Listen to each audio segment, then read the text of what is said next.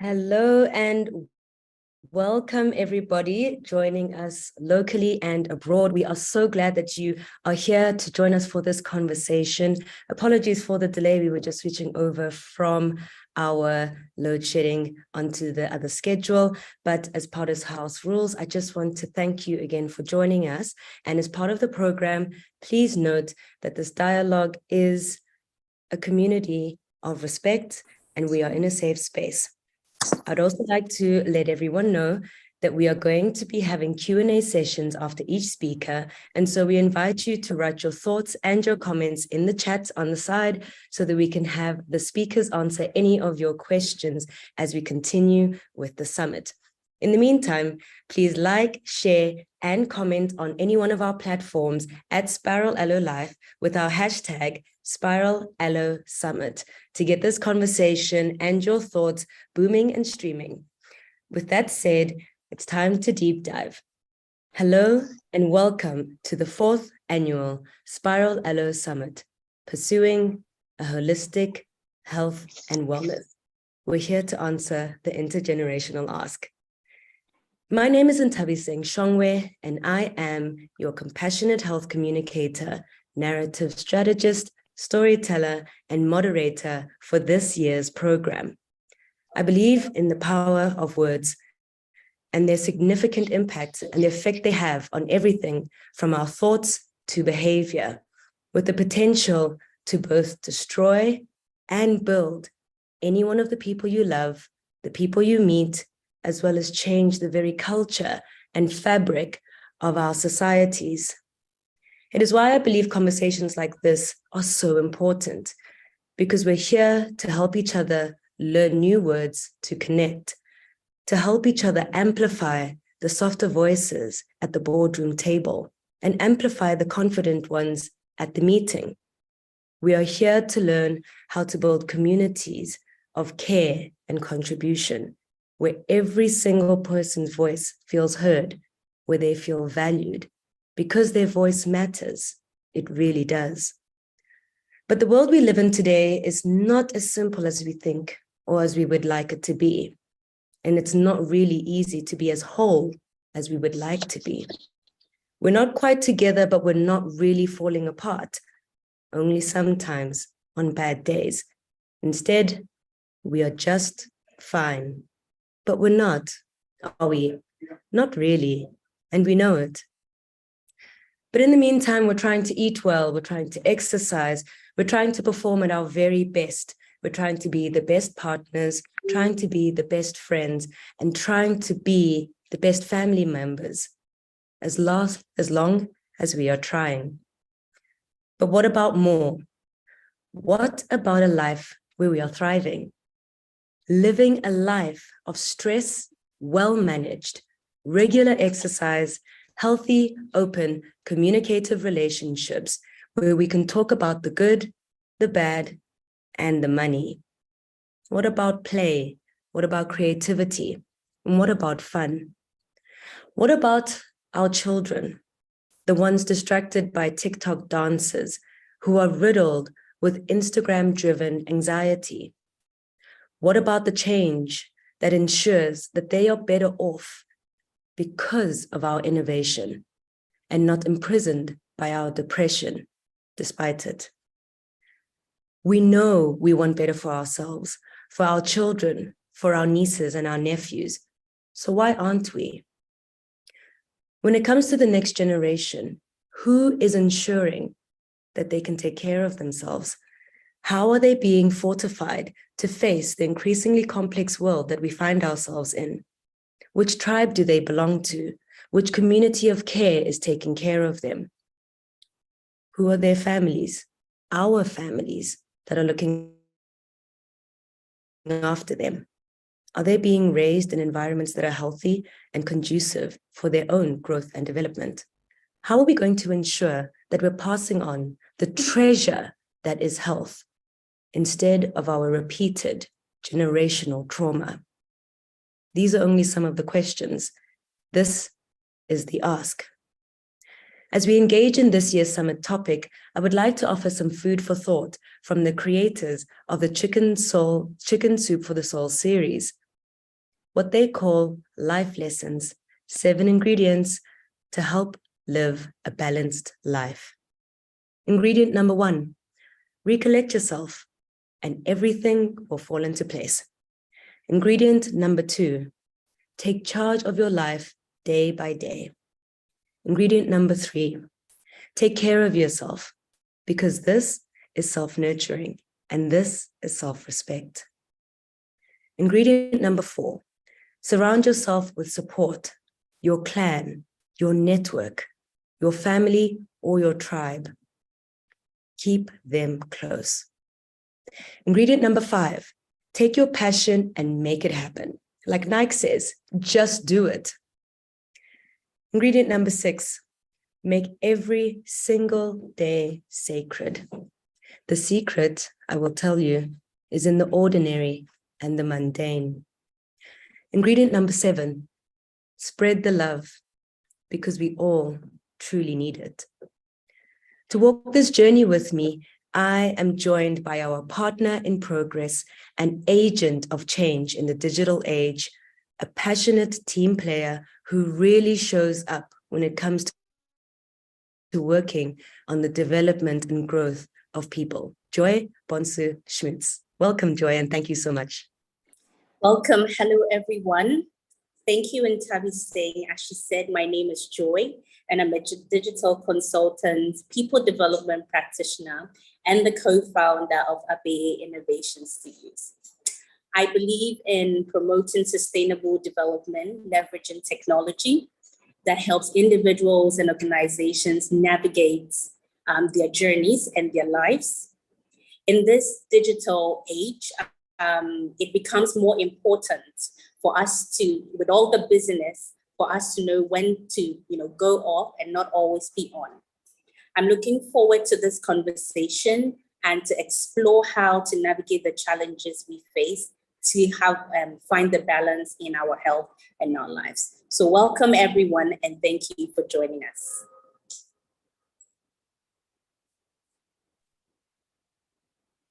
Thank you so much, Joy, and I'm really looking forward to having you join and come in as we engage each of our speakers and get to share what it is that they have brought to what I think is a masterclass of really great minds. As you mentioned, it has been these and other ingredients or challenges that founder and medical director of Spiral Aloe Health and Wellness, Dr. Mutumang Diao, has spent over 30 years on in the world of health and wellness as a medical director and Gestalt practitioner, focusing her efforts on addressing issues facing public health, corporate wellness, community development, and diseases of lifestyle and chronic illness. Over the years, she has passionately pushed the exploration of integrative health using the 8 dimensions of wealth.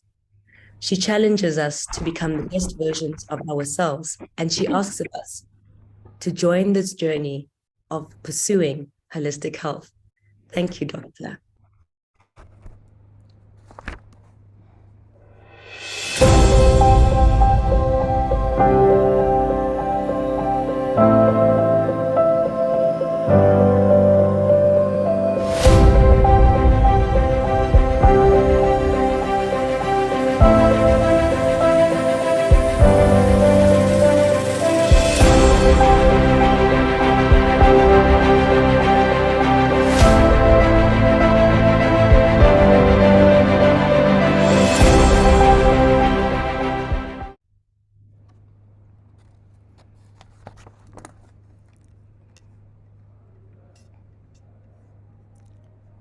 Good afternoon.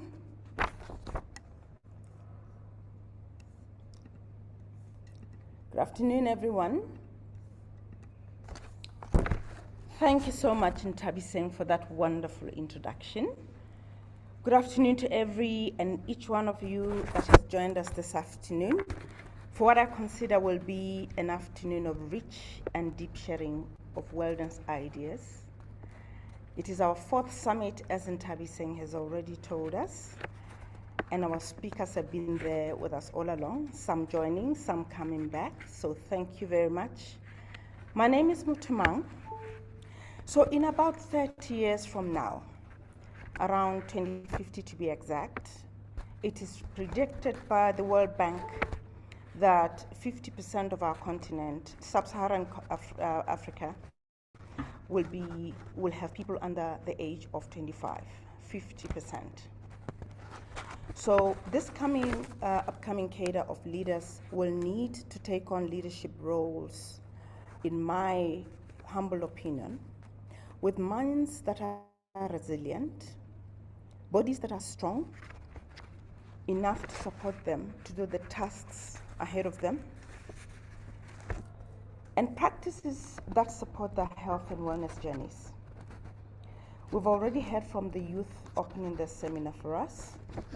So this is not only for the organizations and institutions that they'll be leading and running, but it will be for themselves and for all of us in our future. In other words, this coming cadre of leaders will need to be fit for purpose in order to do what it is they need to do.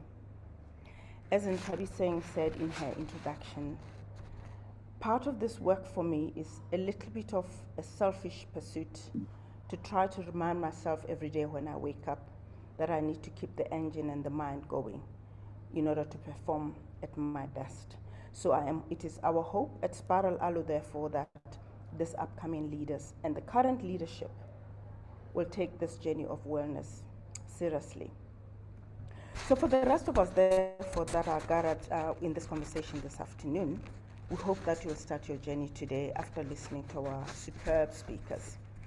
We know, of course, how complex issues of equity and access to healthcare, especially on our continent, are. There are many forums we are aware in which these issues are continuously being discussed and dealt with. We acknowledge the many efforts that are ongoing to deal with these issues of access to healthcare, access to wellness, so that it is not only seen as a prestigious effort. For this summit, however, we want to be very deliberate in focusing on the individual and the power we as individuals have to drive our own health and wellness journey. We truly believe in this. We acknowledge that success on this journey lies within us. And yet we also know through our own experiences how difficult and challenging it is to start and sustain a journey of wellness, or any other journey for that matter. Let me say this. It is my deep belief that we would have succeeded when we have made the pursuit of wellness a lifestyle. I want to suggest that the first step on this journey is awareness. But we should not just end at being aware. We hope with these conversations that follow, we need to act to change. We have adopted a view at Spiral Aloe that it is more beneficial to use a holistic lens in pursuing this journey towards health and a state of well-being. It is a lens that takes into cognizance the many dimensions that contribute to our health and well-being. And I'm a classic example of that. The struggles as you go a little bit older are demanding, and it is therefore imperative to widen our lenses and include all the dimensions that contribute to us, carrying us forward on this journey. So simply put, we contend that it is about the people we live with, family and friends, the people we work with, the food we eat, the activities we engage in, and the principles of support we have around us that support the total journey of wellness. So if health and well-being is the destination, wellness therefore must be the journey, the roadmap that will get us there. Before I close, I just want to share with you a few strategies which I, for myself, have employed and I consider helpful in tackling the wellness journey. The first is developing our sense of security. The second is managing our emotional health and stress in this chaotic world. The third, paying attention to nutrition. The fourth, paying attention to our physical body, which have classically been the focus of health in the past. And finally, as I close, remember to be kind to yourself. And each time you feel you have let yourself down, rise again and stay on course. On that note, I would like to welcome again our speakers who are experts in their respective fields and speak with a passion that matches what they do and believe in. Thank you, Ntabiseng. Thank you so much for that introduction and welcoming us, Doctor. And one of the things I think that you mentioned, you said that it might be a possibly selfish act. And I possibly want to elevate that and say that it is not selfish, it is self-fulfilled. We are looking to see how we can be well. And I think that calls us to really do some good, deep inner work. So thank you, Doctor, for that introduction. I would like to now speak to and introduce metaphysical therapist, healer, and innovator, Rencha Trajones, CEO and founder of Africology. Her journey and the story of her work of over more than 20 years has been completely one of devotion and passion, combined with her profound understanding of the interaction between body and mind. Returning to the conversation this year, Rensha invites us to go deeper into how we can become more empowered consumers and givers, as well as help each other make more conscious choices in our personal and professional lives to ultimately live in line with our very own authentic power. Thank you and welcome, Rensha.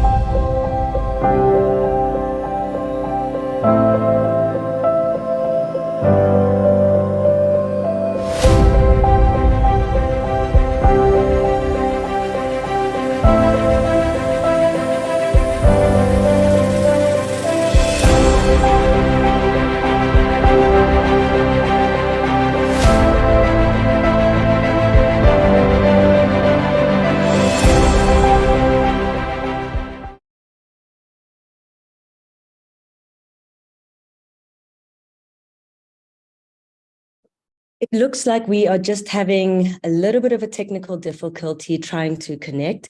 So whilst we are waiting for Rensha, I might ask that we invite Miss Maketa to join us. If she is with us and online, we will carry on with her. And then once Miss Rensha has joined us, we can get back to her presentation. So without further ado, and to continue the train, I would like to talk about a passionate individual who supports individuals, teams, and senior leaders. UN Senior Official and Embodiment Coach, Ms. Metsi Maketa, who combines 25 years of leadership experience with the power and possibilities of coaching. Based on ontology, emotional intelligence, Gestalt psychology, and the Enneagram framework, she works to help us move mountains in the way of conscious embodied movement. She asks us to recognize the practice of being aware of our bodies, of being aware of the way in which we move, to awaken vitality and harness our body's intelligence and potential. In her conversation, we are challenged to embody our leadership. But how? And what does this really look like? Please let us know, Memetsi. Thank you.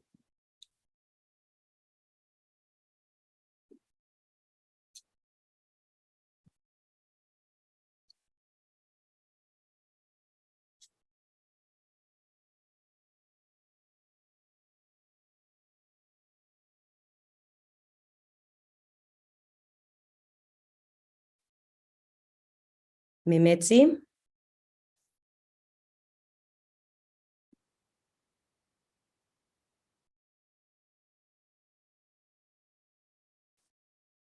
It seems load shedding is challenging a few of our speakers at the moment, but that shouldn't be a problem. We do have some of our other speakers online. And so until we get both Ms.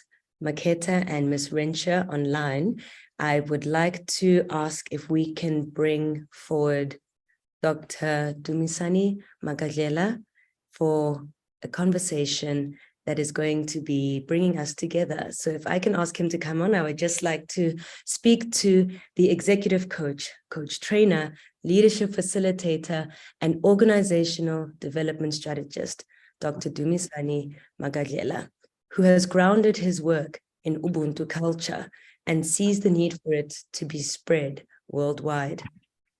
The humanist expression, Ubuntu, is more than an organizational concept, but a way of being in the world. It is in to really see each other.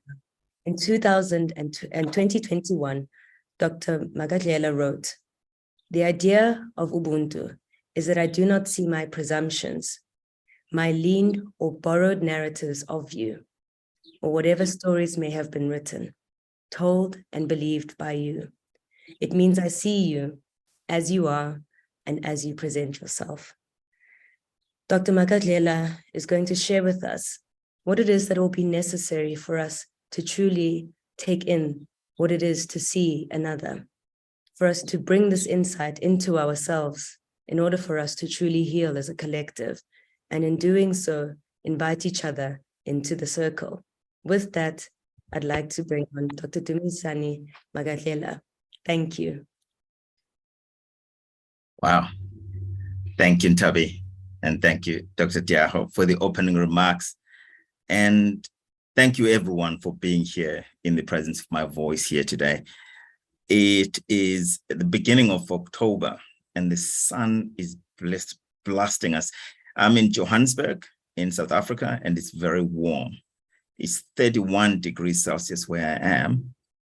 And I want to welcome everyone to whatever season of your life you're in, and to say communing with each other like this is the healthiest thing we can do at this point in time, at this stage of human evolution. So thank you for the Spiral Aloe team for putting this together, the fourth gathering, the fourth conversation on something that is integral to all our very existence. So I want to start with that. Let me check if I can share my slides. Now that we have these tech issues, you never know what happens with that. Please let me know when you can see my slides. We can see your slides. Thank you, Doctor. Great, thank you very much. Then I will take it from there. I will speak for about 10, maybe 15 minutes, but no more than that. So allow me to go through these slides very briefly. I'm talking about being humane as integral, as a part of integral health, of holistic health, and connecting for collective health, that our health, our well-being is connected to others. So I'm going to start with something that we all know, that genuine and authentic human connection is medicinal for what we see around the world now, especially magnified and amplified through COVID lockdowns, what we call chronic loneliness. People that die from just being alone, ending up thinking, what's the point of it all? When there are other human beings right across the corridor or across the street. So my question to every one of you listening to me now is, what is your intention when you meet someone for the first time? What's your intent with that? And how do you show up in that moment when you encounter another? as a professional coach, we ask a lot of questions. So you will have a lot of questions from me today. And for me, questions unlock the brilliance and intelligence that's within every single one of us. So we are continuously interconnecting human beings. We are interconnected and interconnecting. It's a doing, happening now kind of thing. So when and where does this connection really start? Let's come back to that. When does it start? It starts with greeting. How do we greet? That's the question. In my language, you got to tune in your brain and your heart and your whole being. You say sawubona when you put your hand in front and meet someone. Sawubona, you could say dumelang. Say there's so many other languages that signify connection and engagement. Greeting is sacred. So when I say sawubona in my language, I'm saying that I see you and all that you are and all that you represent. So if I want to deepen it further, say I recognize myself in you. So when I do that, I can't help but seek to connect with you because you are a part of me. And that's the beginning of a healthy human being who's connected. We need to learn to do this human experience thing better than we've been doing as humanity. And it starts by us seeing each other, not seeing the stories that have been told or written about us. What Ntabisang was reading, was mentioned at the beginning there in my intro. Very, very important that we put the stories we think we know about others aside and connect with the being in front of you in that moment. So my soul honors your soul. This is a greeting you find in the East. Namaste. I honor the place in you where the entire universe resides. I honor the light, love, truth, beauty, and peace within you. I honor it because it is also within me. That very same light, love, truth, beauty, and peace. It's in all of us. When we honor it in each other, we connect almost automatically because that's our nature. It's our first nature to do that. Hence, we love to separate, fragment, disconnect, and other. In sharing these things above, we are united and we are the same. This greeting, namaste, is similar to the one that I spoke about earlier, sawubona in Zulu, which means I see you. So I call it that it's a deeper namaste when you go into that. Namaste. I bow to the divine in you and all that you represent. I see you and all that you are. The light in me acknowledges and connects with the light in you. How then can I treat you any different when I recognize myself in you? Because I will be treating myself unfairly or discriminating against myself when I discriminate against you.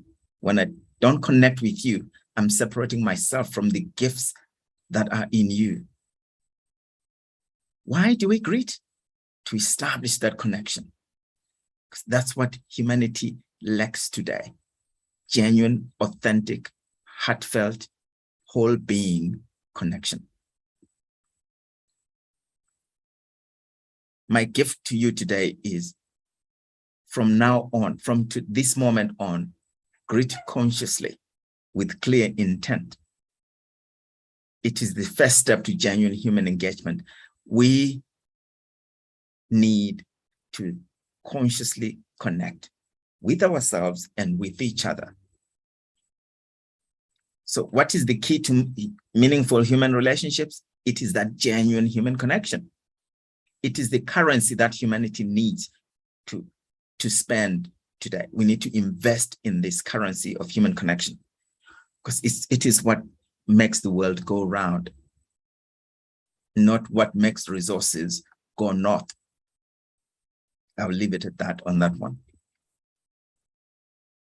So human beings are not, they don't just have gifts, they are gifts.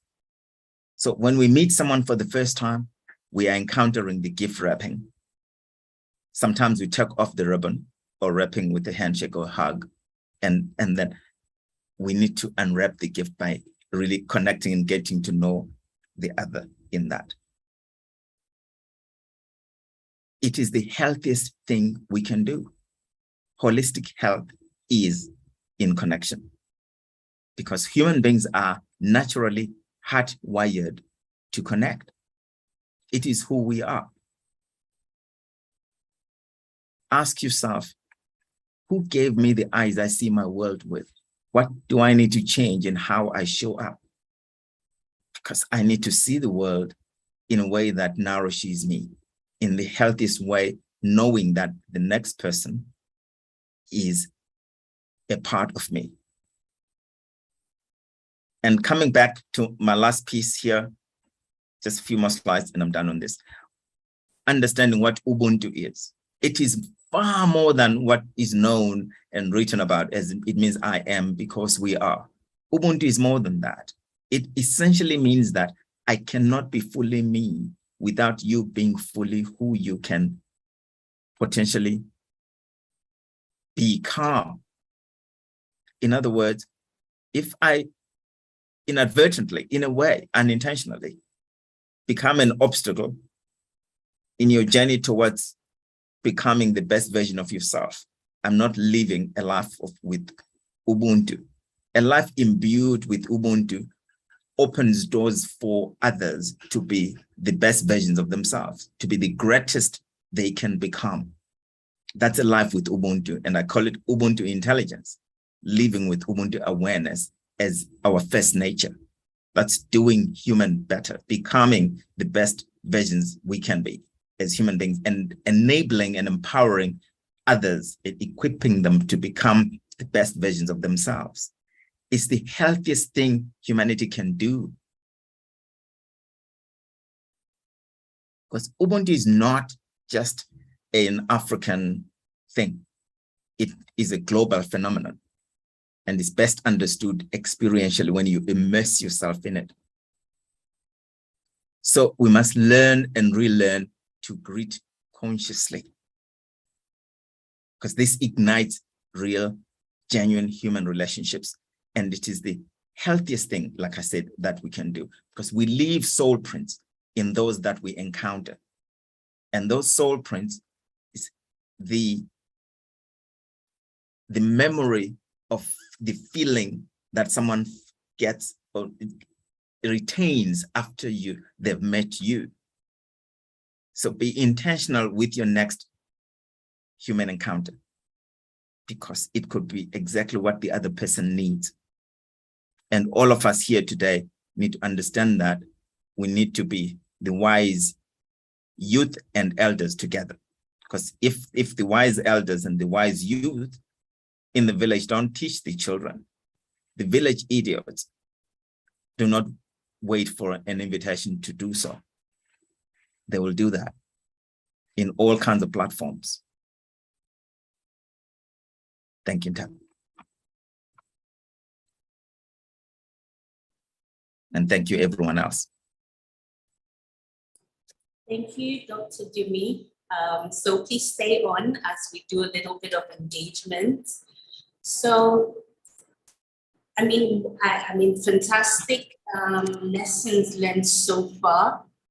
I like the word genuine. I like the word heartfelt, because when you say heartfelt, I actually feel the warmth already. But what lesson do you think that we've taken so long to learn as a people? What lessons have we taken the longest to learn in the sense of Ubuntu? Yes, Doctor. Sorry, you're breaking a little bit. I didn't hear the lesson. You had to say lessons from? Yes. What lessons what is the longest lesson you feel that society is taking time to learn in the sense of Ubuntu? Thank you. Thank you, Joy.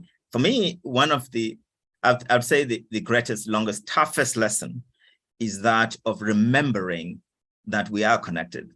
Because the narrative, the paradigm of separation and disconnection is so strong and so prevalent. It's ubiquitous. It's everywhere.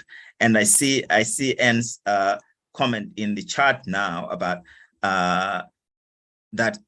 Interestingly, some of our countries, in some countries, some parts of the world, people no longer greet strangers because of crime or fear of being attacked. And that, to me, is actually a symptom of the lack of connection. That's why it's resulted in that. Is if we can reverse that by working on connecting, we'll be able to undo that. It's part of the unlearning that we need. It's an unhealthy society that does not greet, that does not see each other. You call it whatever you can. For me, as a behavioral scientist, I know that human beings thrive and are nourished by connection. And the neuroscience of it is known now that we are inclined to, we seek to connect. It's in our very nature as human beings. And the studies of psychology, of neuroscience, actual science of human, the human body and the chemistry of the human body, you feel great when you connect to another. And it's healthy to do that. Yeah. Dr. So, I mean, this really emphasizes the essence, and we all saw the impact when COVID-19 hit and we all had to stay disconnected. We all had to stay locked down. You know, you look across your balcony and you see someone over there, and for a while you feel like, you know, stretching your arm, you know, over there to give a hug. I mean, that was a period that emphasizes how human connection is so powerful. By the time COVID was on its peak, I was in France, miles away from my closest family. And, you know, physically, you could see that there was an impact. So, I mean, rightly said that it's not just you are, I am because you are, but I cannot exist without you. And that's very powerful. So I'm coming in with the intergenerational twist because as I don't think as a millennial, there's certain questions that we ask, you know, when we had to fist bump, even now we're getting used to trends. You know, we get easily locked into trends. And so we meet each other and we're still fist bumping. You know, how do we as young people, you know, disconnect from trends and still keep our core, you know, centered on the fact that a human connection touch, you know, can actually make a difference in our lives, in our fast-paced, technology-driven space. Yeah. Love that. I love that. Thank you. Thank you, Joy. Yes. And the intergenerational part for me is a very important. That's why I love the theme and the way I put my presentation across to cut right across all that. So I started mentioning elders and youth, that we are together in this. The part about separating ourselves from others, this is a learned way of doing it. There are ways that we can do. We're not saying we go back to pre-whatever. What I'm saying is we need to take lessons, like your earlier question, take lessons from everything that we've learned about how to be human and build a more desirable, inclusive future where everyone can showcase those gifts that I'm talking about. Because your gifts, Joy, are different from mine or from Tavis, and they are unique to you. This is why it is so important to engage with anyone, regardless of age. Anyone today who thinks I can learn from a younger person is fooling themselves. Our last born is 11, and he is the chief tech of our household here in Midrand in Johannesburg. Anything, I can have a technical problem right now. He'll come here without even thinking twice and know, this is what you need to say. Dad, fix this, fix that. He's mentoring me in how to use technology. So, and he's not even Gen Z, younger than that. So we need to look at that. What can I learn from an older senior citizen among us right now? There is wisdom everywhere now. Wisdom, it does not wear an age tag. It's intergenerational. And we need to tap into the wisdom of every age group almost equally. And this is the responsibility we have now to unlearn patterns that separate and find patterns that help us connect and learn and grow together. And this is why Ubuntu and conscious greeting, to me, is the foundation for that. on conscious eating. That's so powerful.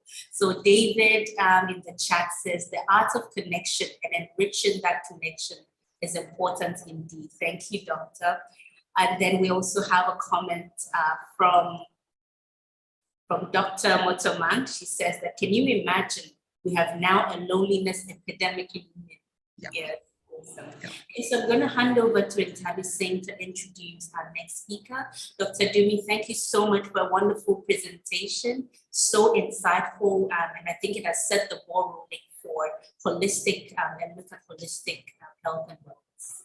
Thank you.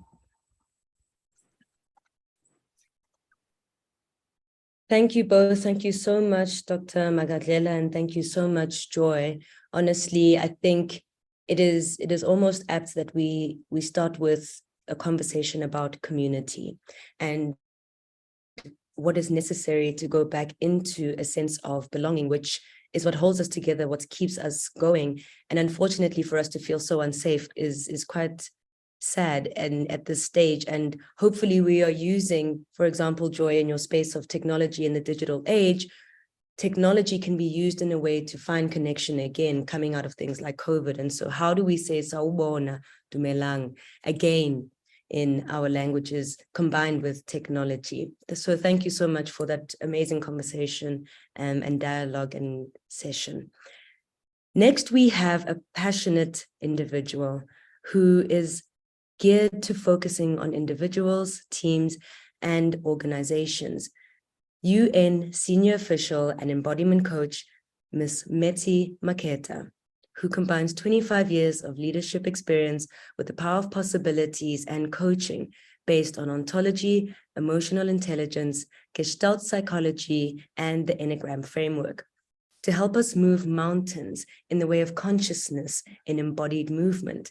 She asks of us to recognize the practice of being aware of what it means to be in our bodies, to awaken the vitality and harness our body's innate intelligence and potential. In her conversation, she asks us to embody our own leadership. And so we look to her and we ask, how? Joining us now is Ms. Meti Maketa. Thank you so much, and over to you.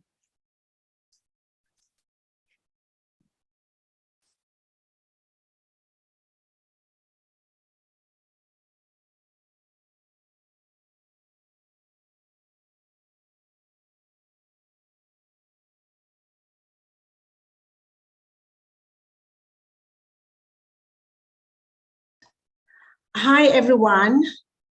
I'm going to request that we take a moment, wherever you are seated or standing, place your right hand on your heart and your left hand on your belly, and take a deep breath.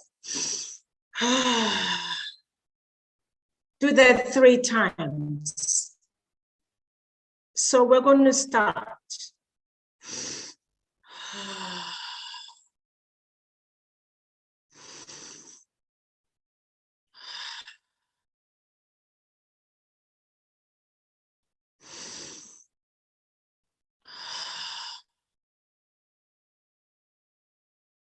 Thank you.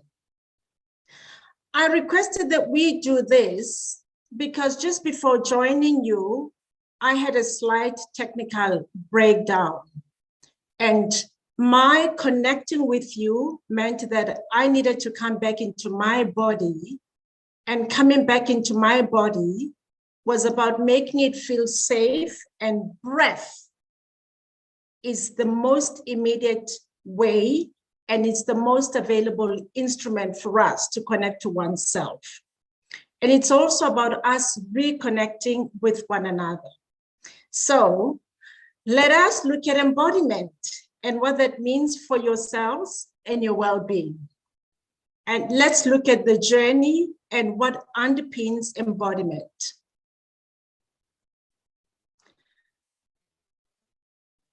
Just to provide you with a foundational theoretical grounding, I just heard the last speaker, who's also a very good friend of mine, speaking to how the various disciplines are coming together, and these disciplines showing that who we are really is the totality of our body, how we connect to one another, which is our heart, and our mind space. And what I want to draw your attention to, the theoretical foundation for embodiment draws on and is informed by developmental and psychosomatic psychology, neurobiology, neurophysiology, and behavioral science.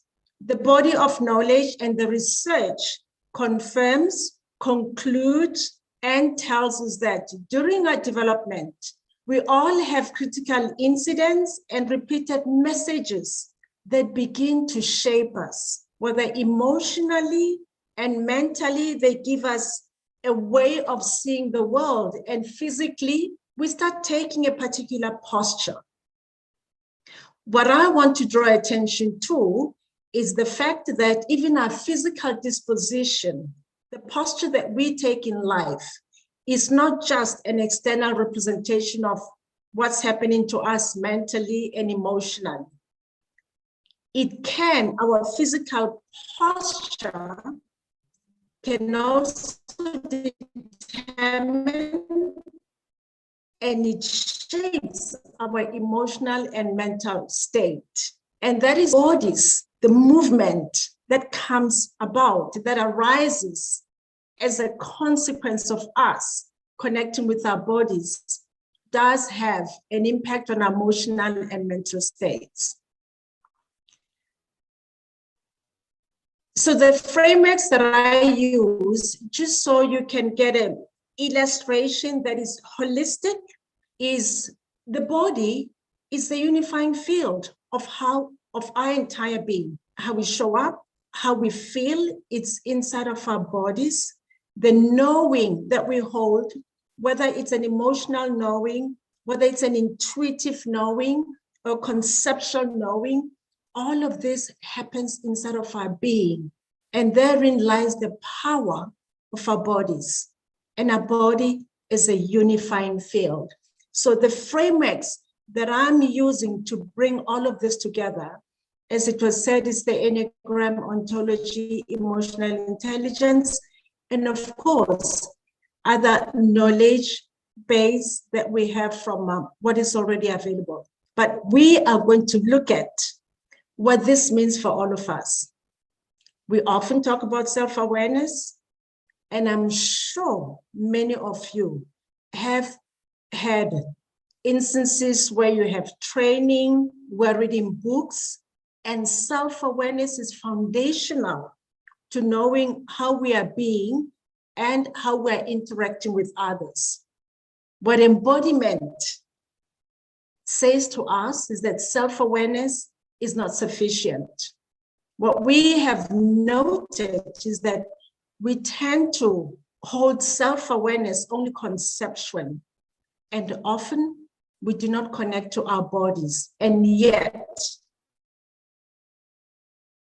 our bodies manifest the pictures that our minds send.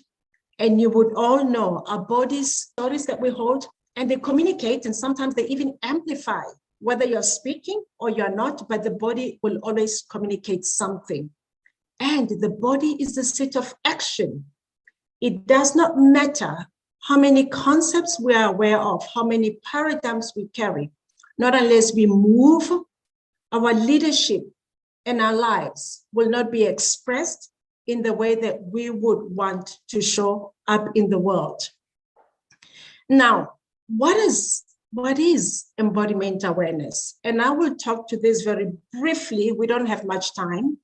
I will talk to it from a perspective of the possibilities that are available for all of us to transform, to give who we're being direction. And before we go there, let's just know that we are already embodied. We have patterns that are embodied in us. Some we have even forgotten. They're held in a very unconscious way. And this is how they show up. Under stress, some of us react, you either charge, others withdraw, and still others, they will then, fight. It's a fight or flight. But those are instinctual, embodied ways of being that would have been developed over the years. So my invitation to you is this: just be aware, befriend, and notice what are your already embodied tendencies, the ones that are locked in our bodies. Some embodied tendencies have helped us. They have given us the results that we have, and yet, given our life is directional, they may put a lead on our way of being.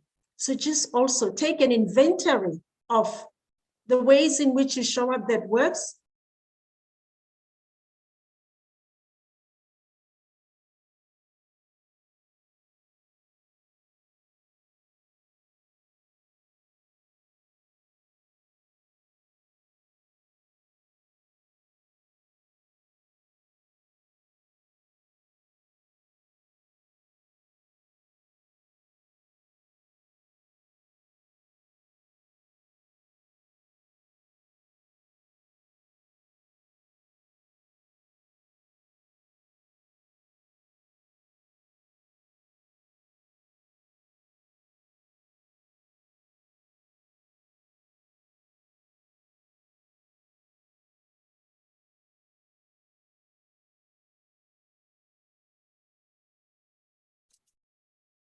It seems that we have a pause in Mehmet's video. She had mentioned that the load shedding was affecting her connection and connectivity, so we apologize for that, and hopefully we can get her back online to finish what is a very deep and very engaged conversation on how we are going to be able to embody. And I really can't wait to get her back online so that we're able to ask her some of the questions that have been coming up, not only in the chat, but what it is we can do in terms of the practices, because I think embodying leadership becomes about getting into our body. So what are those practices we can use, and what are they?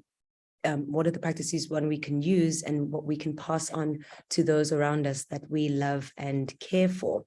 So with that, we apologize for Ms. Metsi going offline, but we will continue with the program. At this stage, we have our next speaker who will be coming up, a clinical and organizational psychologist, relationship expert, OD and capacity building specialist, executive coach and speaker, Dr. Matthews Kajene, has over 20 years of corporate and leadership experience, providing support to both teams and organizations to excel and become the very best versions of themselves. In a world geared towards growth, unfortunately through overconsumption in many areas, and the drive to reach externally validating milestones, Dr. Kajene explores the importance of having a healthy, balanced relationship between the inner and outer world of our beings, a balance of both the self and spirit.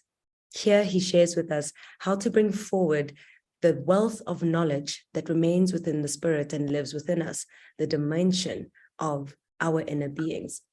Oh, Ms. Maketa, we have you back. I was introducing Dr. Kajene, so I think apologies, Dr. Kajene, if we can let Ms. Maketa finish, and then we will continue with Dr. Kajene's introduction and continue with his presentation. Apologies, Dr. Kajene, and welcome back, Ms. Maketa. Thank you so much.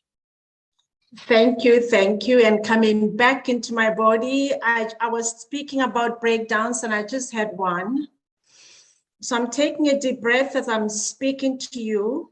And I was talking about how life throws curveballs and what do we do when this occurs.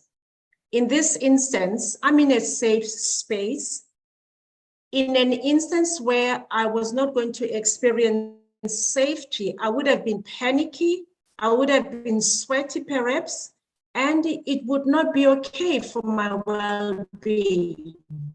So this is just one of those instances where one has to be aware of how do we show up in our bodies when curveballs are thrown at us? So this awareness has supported me to be with you in this particular moment and to say, I was able to recognize, and then I can come back to you.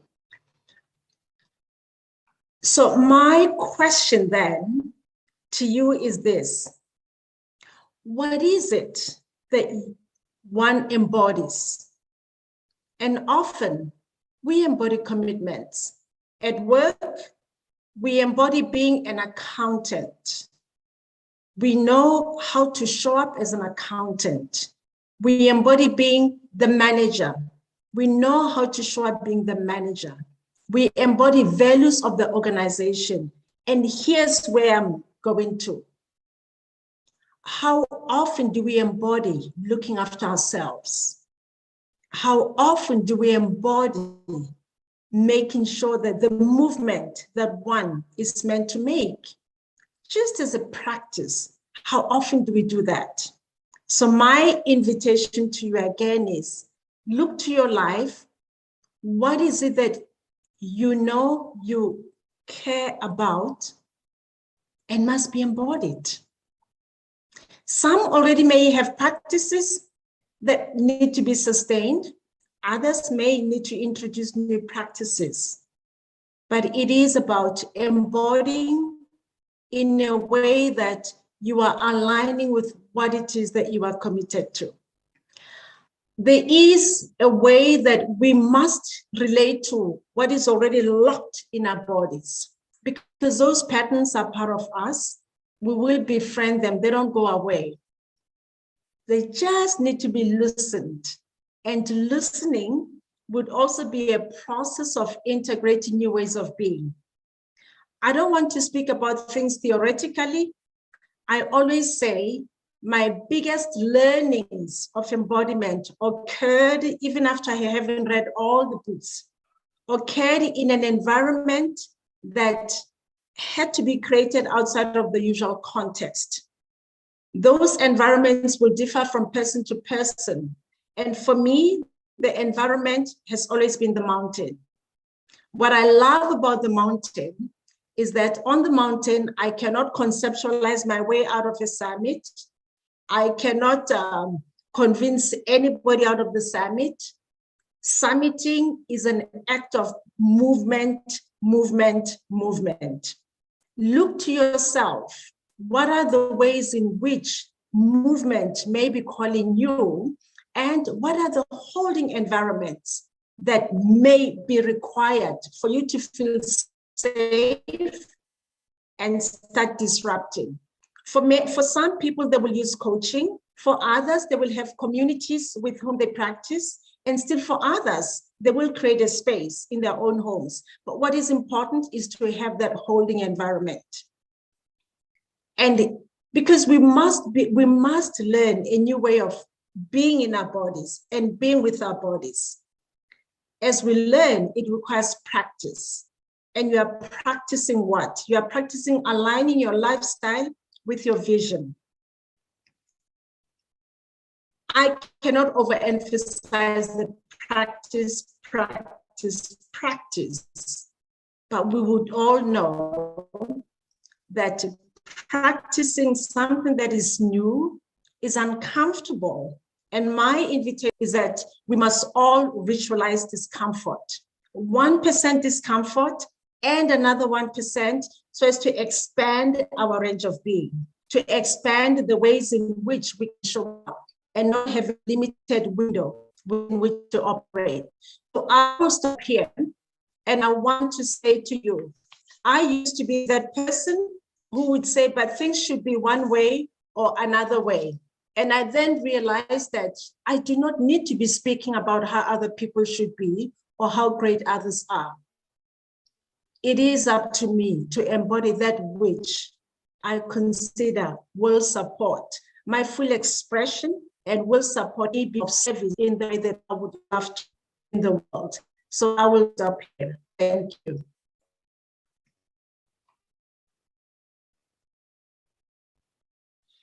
Thank you, Memetsi. And please, if you can just stay with us as we try to bring in some of what has been raised in the chats. And I think to what you have said is to really, embodiment is about movement, movement, movement. And movement often, as you say, is from one place to the next, beginning at awareness and then implementing in action, right? So the concept of ritualizing discomfort, because our comfort zones is where we don't move. We're not moving, we're stagnant, we're not breathing. And I would like to just appreciate and thank you for grounding us, because I think with all of the disturbances and distractions that we do face in the world, for example, some of the challenges we even have now, coming back to the breath has just been so grounding. And possibly what I would like to raise from an earlier question in the chat is we are now so technologically involved that we have a barrier to movement. We almost have a screen that is stopping us from interacting with the outside world, and that has also presented some challenges.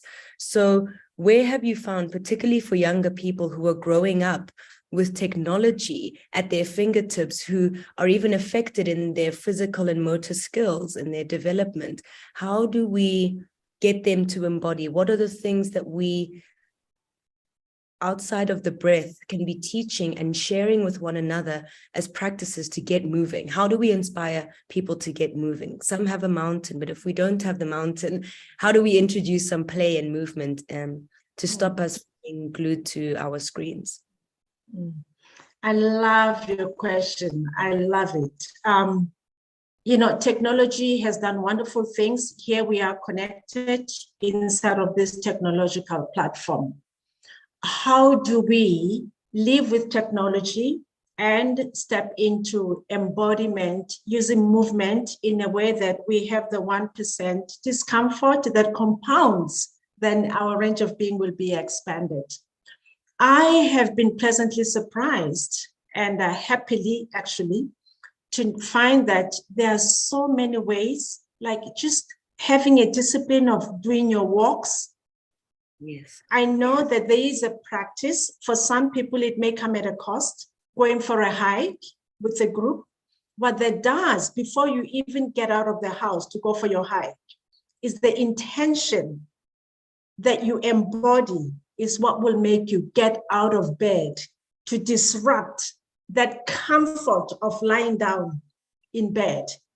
And with that disrupting the comfort, once you get onto the trail, something opens up.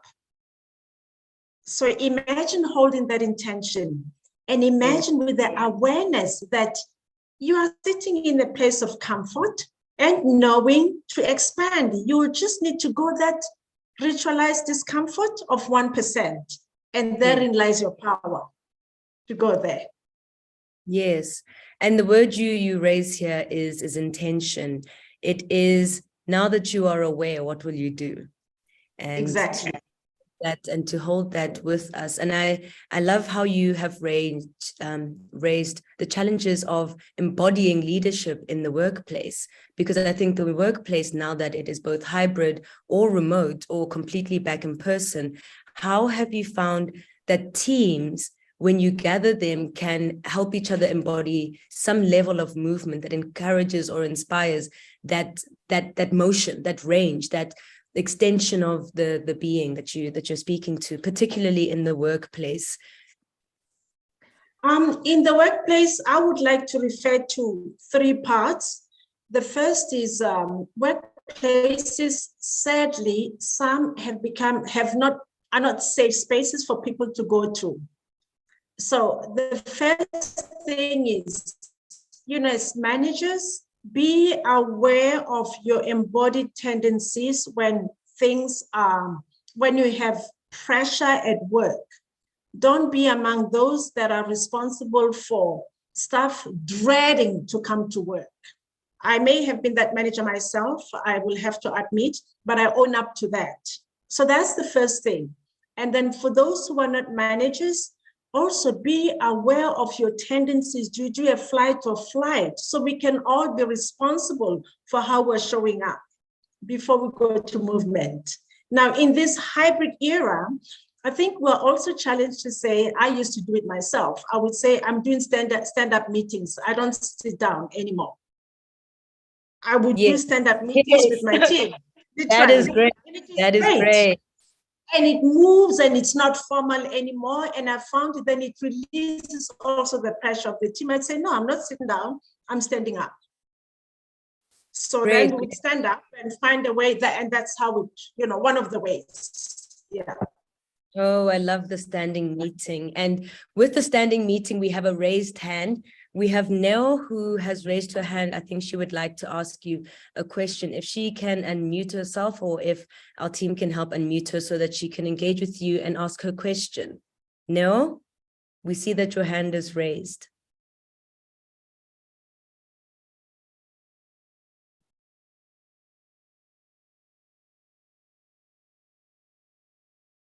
Nell, can you hear us? Oh, apologies, Nell. We can't hear you if you are speaking to us, but please, if you have your question, please send it to us in the chat, and then we can have it answered later by Ms. Maketo or one of the other speakers. So with that, Memeti, thank you so much for just sharing with us that we need to get moving. And I honestly really just appreciated even the breathing exercise. I confess to forgetting that we can be so uncomfortable in our bodies and we don't even realize. And so let us start with the breath and then set our intention, get up and get going. Let's go face our mountains. Thank you so much, Memeti. Thank you, Tadi. And bye, everyone. Thank you. With that, I go back to Dr. Gajene, and thank you so much for your patience, everyone, with the switch over that we have.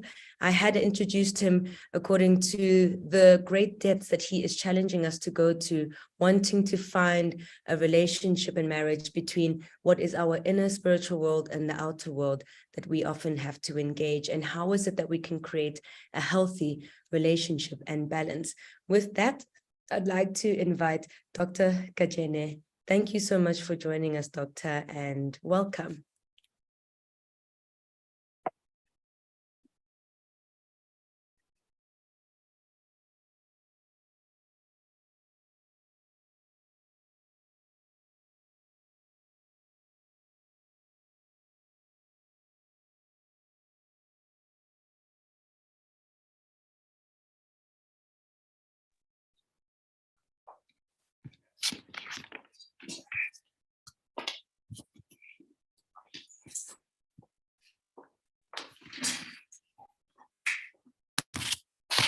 Good afternoon, colleagues.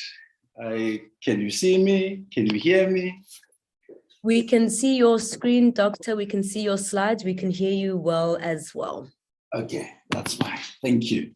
Thank you, Doctor. Colleagues, good afternoon, and thanks for the platform and the opportunity to engage on this wonderful afternoon. Let me first just put things in context in terms of what I'm going to be engaging on. Spirituality and well-being, quite dynamic in terms of the presentation and in terms of what I was asked to talk to. But as a way of introduction, let me engage on this part. This summit takes place in the backdrop of Mental Health Month. And this year, it's commemorated on the 10th of October under the theme, making mental health and well-being for all a priority. With that in mind, the wellness pillars have already been explained, and I suppose I'll be looking at some of the elements that have been raised in that very context. But what I want to focus more on is that as you look at what we're discussing today, the complexities of intergenerational relationships, they go without saying, in a sense that we've got issues around older people versus younger people, older men versus younger men, older women versus younger women, and we've got gender dynamics in context. And of course, we're in the digital era where we've got a number of engagements that are talking to how complex do we navigate through these relational issues and complexities that cuts across all of these issues that I've mentioned already. But the idea or the main tenet for all of us is to cultivate intergenerational coexistence. And I think that operative word, the coexistence, it cuts across a number of dimensions which we need to be able to look through in a better context. Now, when we continue in terms of that particular space, the neuroscience of relationships talks to this 5 key issues: the extent of attachment, the experience of empathy, social engagement, personal emotional regulation, and generally a sense of self as engaged within a relational space. Now let's look into the neuroscience of spirituality. Again, touches on 4 key elements. And the 4 key elements, they talk to sense of purpose, meaning, values, as well as internal harmony. So spirituality links to the extent to which I'm purposeful, I'm driven, there's meaning, there's value-based engagement, but within me, there's internal harmonization, self and the world. Now, further contextualization of spirituality now in a family space, where I needed to go just a little bit as well. Within a family context, we've got a number of intergenerational context of transferred norms and values. The unit family, and I also refer to whether it's traditional family or even non-traditional, because we are now in a different space where what was more stereotypically viewed as family is no longer the same. Family right now, it's a place where one or more people coexist in a way that gives or empowers the relational space in which they find themselves. But again, the important part there is, what is the importance, what is the value, and what is the purpose of family? We know and understand that they continue to be repurposed for different reasons and for preferred interactional models. Every family runs its own family affairs, or it relates on a different space, and within which that particular harmonious engagement is supposedly taking place. But we've also noted that changes in the family structure in the mixed and intergenerational context presents a lot of challenges, to which we're saying, what is the context of adjustment and the inherent quality of relationships that we require in that regard? We then go into the space of redefining where we find ourselves. Family time versus gadget time.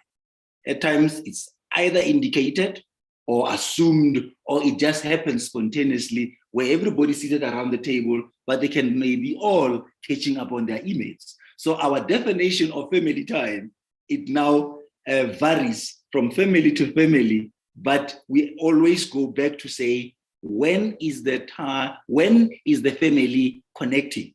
When is the family conducting its own check-ins? And family, it can be a couple with children, a couple with no children, extended families. In the African context, we've got large families where grandparents are there, aunts are there, uncles are there, nieces and nephews are there. But when is the time for family check-ins? How was school? How was work?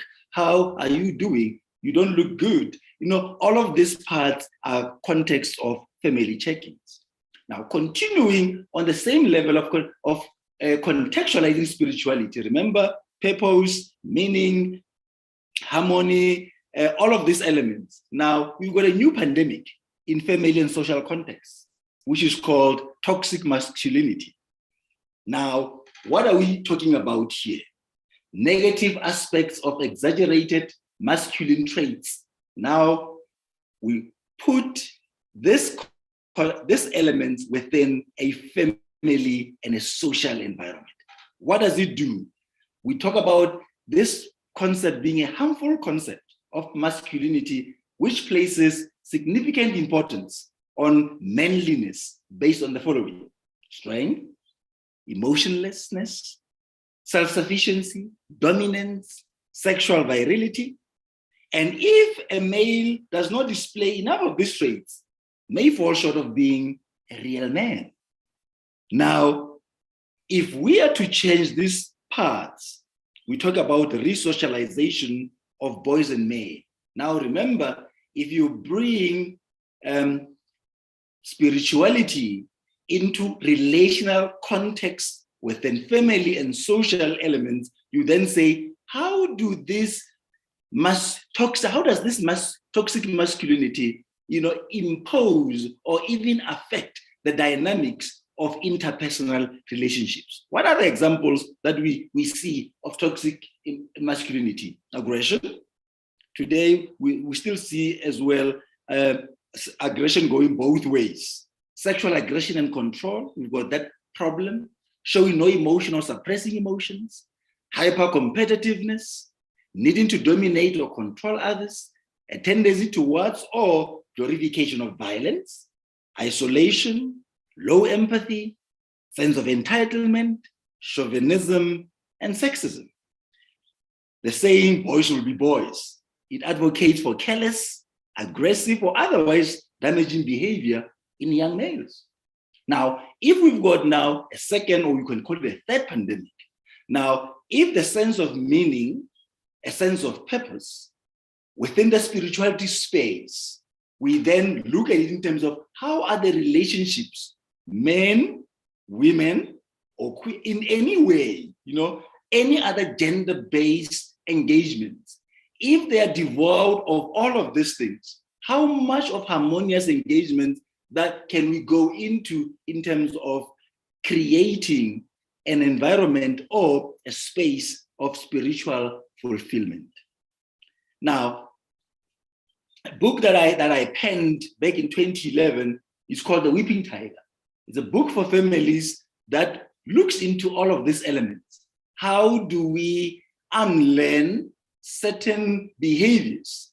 How do we detox ourselves of certain thoughts, certain emotions that enables the context of relational dynamics to be enforced and infused in a different way? We say, in this term, how then do we go and even redefine? And where I said in this book, it's towards the journey of self-discovery for men, which can only benefit relationships with fellow men, women, and children. Now, the contextualization of spirituality within a social context as well, taken further, is how best do we then align our societal values and norms to self? I live in this society, but I am in total contradiction with what that society or that area does. How does it infuse in me a sense of belonging or not belonging to that very element? To what extent do we go through adjustment to societal changes? When society changes, does my purpose, my meaning, my sense of drive of living a meaningful life, does it change or does it remain the same? Because in whatever we do in terms of that social space, we still want to create harmony between ourselves and others. Whether it's a greeting, whether there's a culture in that particular societal space, it says, am I finding impression of self in that very environment in which I find myself? Now, we've got, again, contextualization of spirituality in an occupational context. To what extent, as we engage on these issues, colleagues, we find that there's meaningful occupation. We are in meaningful occupations that promotes psychological availability and safety. The extent to which I find meaning in what I do. I find that the role that I occupy or the space in which I find myself, there's job progression, there's advancement. If there's none of these, How do those affect my sense of meaning, purpose? Because there's an attachment in some instances.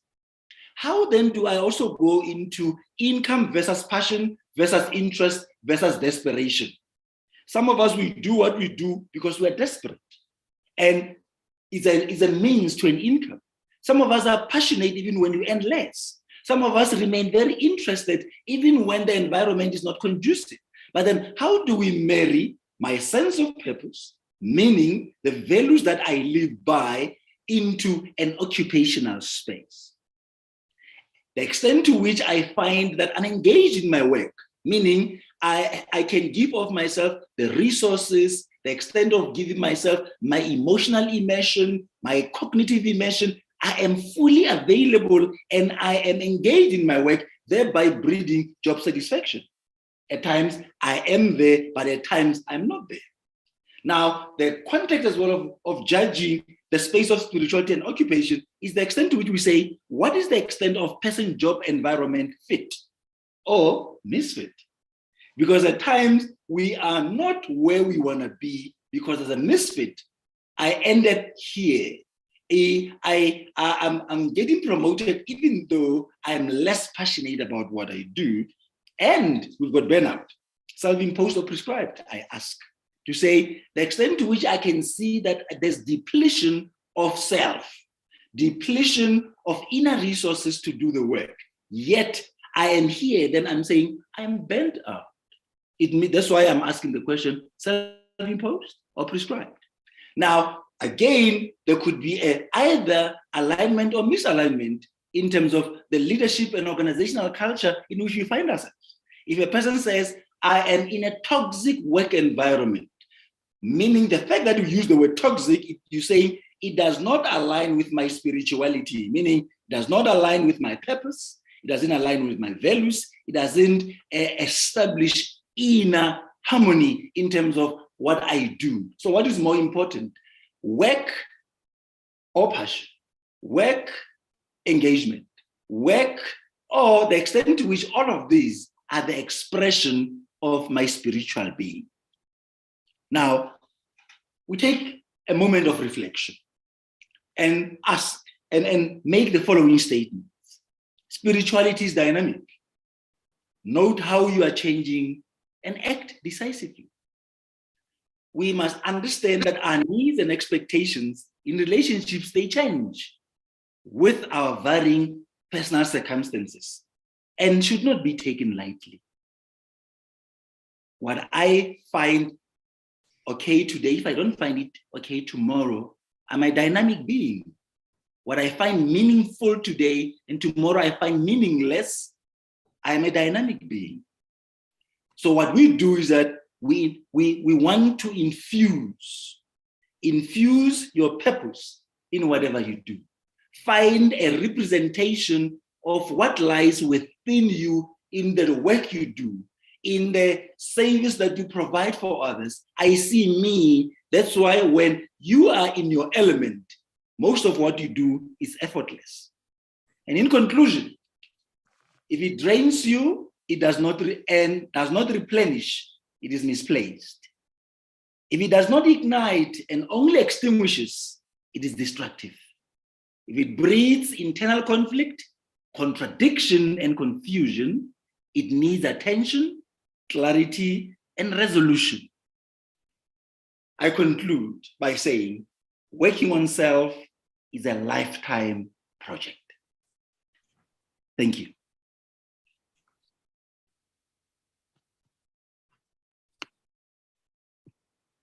Thank you so much, Dr. Kajene. And if I can just ask you to stay with us as we explore the chat after that very, very powerful sharing. Thank you so much for putting together the very detailed explanation and walking us through the various contexts within which we find we have to navigate the relationship between ourselves, our spirituality, and the external world.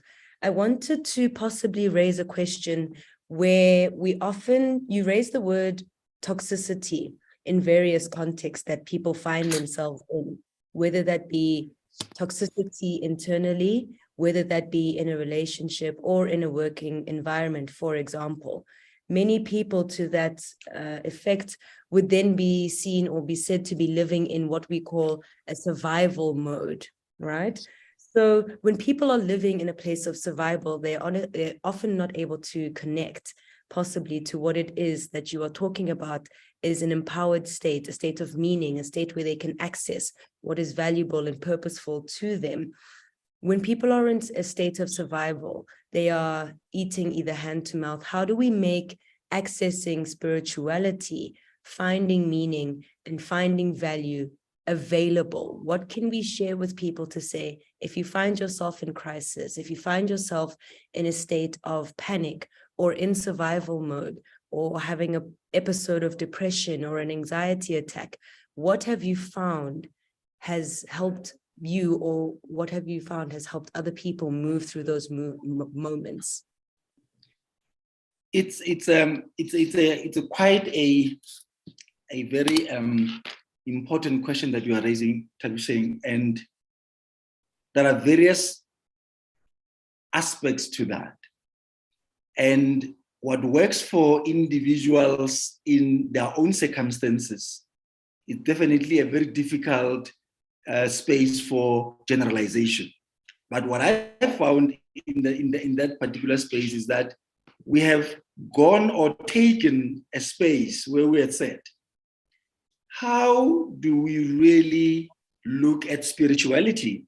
And from those elements, meaning, values, internal harmony, to say, how do I find myself or place myself in a space that either aggravates me or that can really take us through the space? You know?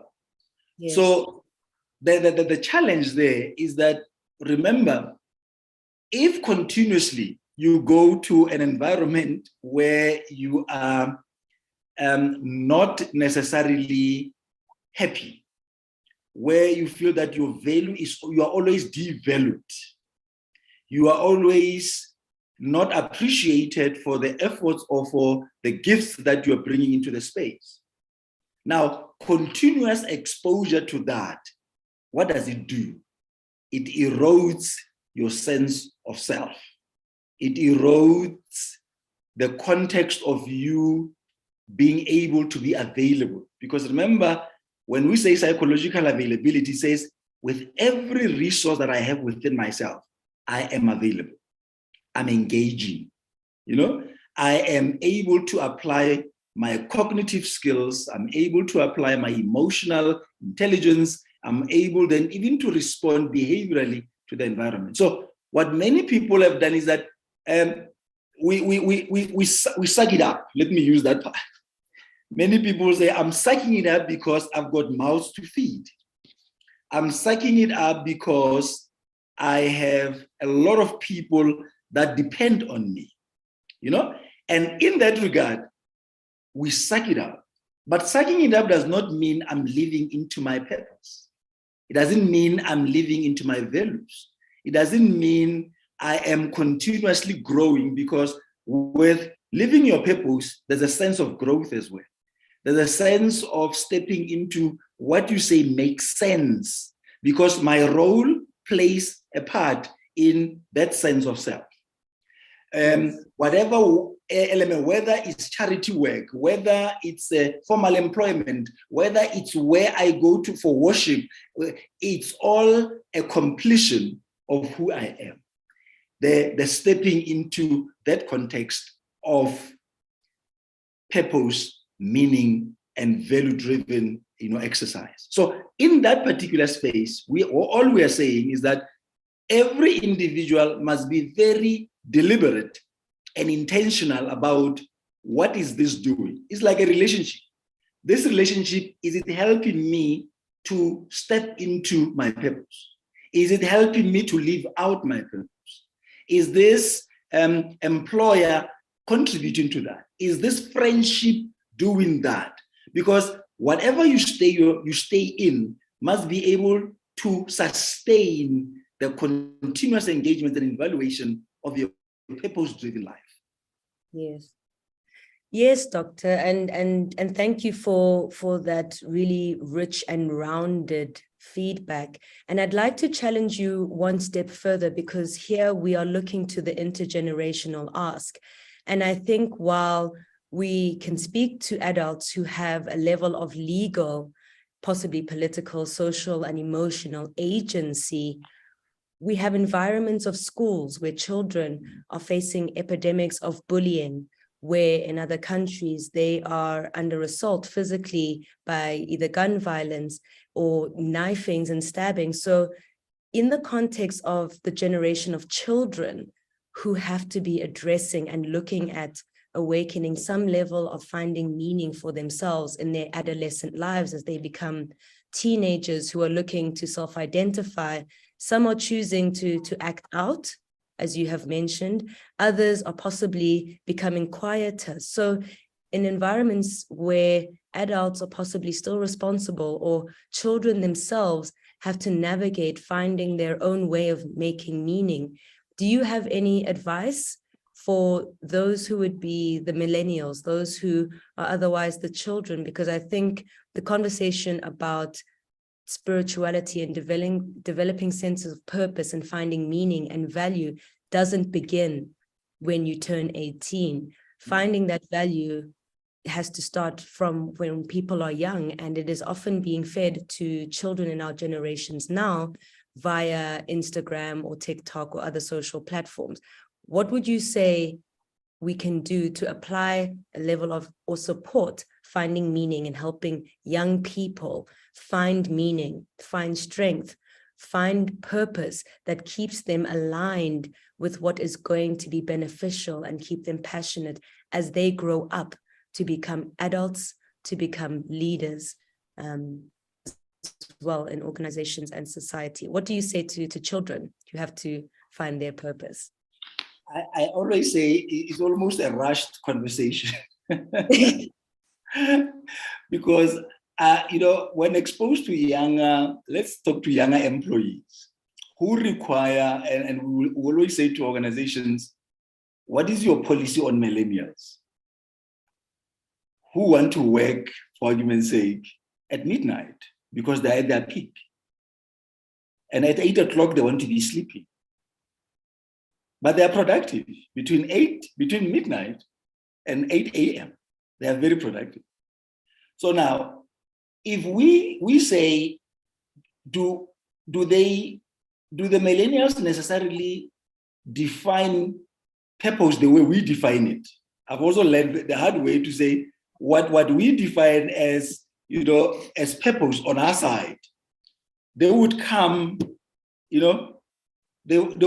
would come differently, or they would express it differently, and they might not call it purpose. They might call it something else that resonates with them at that moment. Like when you speak to them right now and they say, what's your plan? Or what do you live for? And some of them say, I haven't thought that far, but I know for a fact that in the coming five years, I live for one thing: to make money and to make money and to make money. Is that a purpose? And remember, the extent of fulfillment, the extent to which they derive meaning into it, the extent to which they've got values at that moment in time, which are not packaged like the adults will package. You see, adults have got a different way of packaging purpose, and the way they think about it also makes the younger ones to say, that's not the conversation I can have with my mom. It looks like you are funky, you are hip and happening, you understand me better. Because mom says, once a plan, that your purpose must talk to larger, something bigger than yourself, that every day at that moment, the purpose is, I want to succeed. And as I succeed, I just want to be healthy. I want to be well to enjoy that which I've worked for the last 6 years. Would we say that's not purpose? That's purpose. Yes. Values that they live by, we then nudge them as we go along to say, okay, now that you are from that age group, you are stepping into another. How has this changed? And the person keeps on trying to say, right now I can see differently. If you asked me this question 5 years ago, I would have a different view. But continuously, like I said at the beginning, when I ended my presentation, that purpose or spirituality is dynamic. It changes. Yes. And when we make it static, we're taking, all those funny questions that we always got at the interviews. Tell us about your 5-year plan in this organization. Yes. I want your job. To start with, I want your job, but once I say that, you're not going to hire me. Yes, yes. So why would I answer a question that I know that is going to take me off the list of shortlisted? So I need to be able to say, learn as much as I can from you, Ntabise. Then I know that I've maneuvered you to the point that you're going to give me that job. So, and that's not purpose. It's manipulation. It's something else in terms of how we best engage with this thing in this process. So with millennials, for me, it's about the ongoing conversation. Ongoing review in terms of where am I? Where do I find myself? What is shaping up as we go through this very process? Thank you, Doctor. Thank you very much for that. And with that, I think we have a question, Dr. Matthews. How about organizing? Dr. Nonto, thank you for your question. She says, Dr. Matthews, how about organizations that struggle with young people and do not prepare for them? I think you spoke to this a little bit, but maybe if we can just answer the question specifically about how do we actually navigate that transition before we close? Yeah, the challenge with that is that it starts from a strategic intent perspective. Why do we want young people in our organization? And it's not only an employment equity prerogative, that what is the age groups you have? But we're going to an extent to say, at the highest level of the organization, we say, if we're going to reasonably, and most of the time when we use the word reasonable accommodation, we use it only for people with disabilities. And that's not the case. Now, if we use the same concept to say, when young people come into our organization, what is the extent of reasonable accommodation? How well are we going to be engaging with our own policies and processes to make way? So most of the time we do it backwards. The organization or the government prescribes to organizations, you need to hire young people. Now the mass hiring goes on or recruitment goes on, but the organizations are ill-prepared to come into a space where we say, how are you, when you are bringing these young people in a branch or in a department with all of them nearing pension, and all of them are not even fascinated. They are disgusted by these young people who are not even, who are wearing jeans at work and are not, and that even the dress code is not fitting for that particular environment.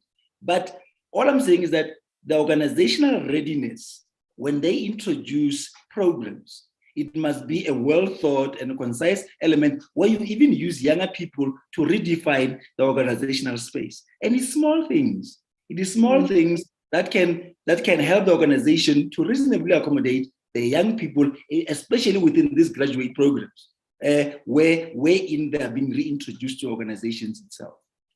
But I think there's a long way of saying we struggle because we are ill-prepared. We struggle because we do not have processes, standard operating procedures, which will guide all of us to say, when a young person comes in, how are we going to deal with that? Yes, it's a young person, but it's an accountant.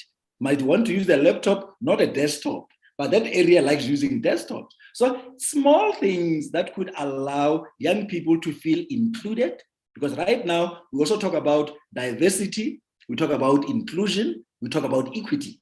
And all of those, they are quite interrelated in this very space. Yes, absolutely. Thank you. Thank you again, Dr. Kajene, and thank you for your questions and comments in the chat. And we really appreciate your time, Doctor, and thank you for your presentation. Thank you very much. With that, we will be with our next speaker, a nutrigenomics expert and medical science consultant. Dr. Christina North has honed her skills over 20 years in the areas of pharmaceuticals, genetics, biomolecular research, and health and wellness to become a subject matter expert in genetics, nutrition, and weight loss. We've all heard the saying that prevention is better than cure, and it is in the work of precision medicine that Dr. North specializes in that looks to exactly that, the smallest details, our genes, and how they affect our overall well-being and relationship with our bodies. It is with our precision thinking and looking at the nuances that affect our bodies and health that we can now get to the belly of our diets. Dr. North's conversation allows us to engage the question, how much of our diet and how much of what is really going on with ourselves and our cells is about our genes? Thank you, Dr. North.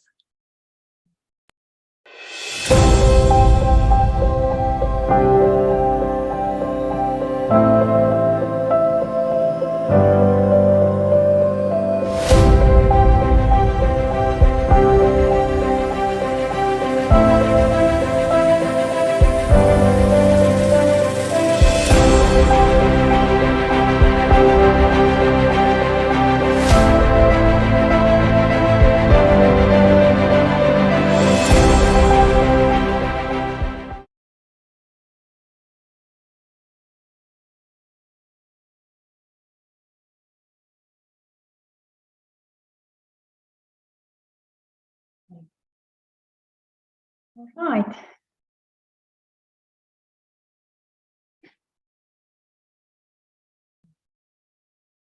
Good afternoon, everybody. It's wonderful to be here, and I've found all the talks so far fascinating and very interesting. And thanks again for Dr.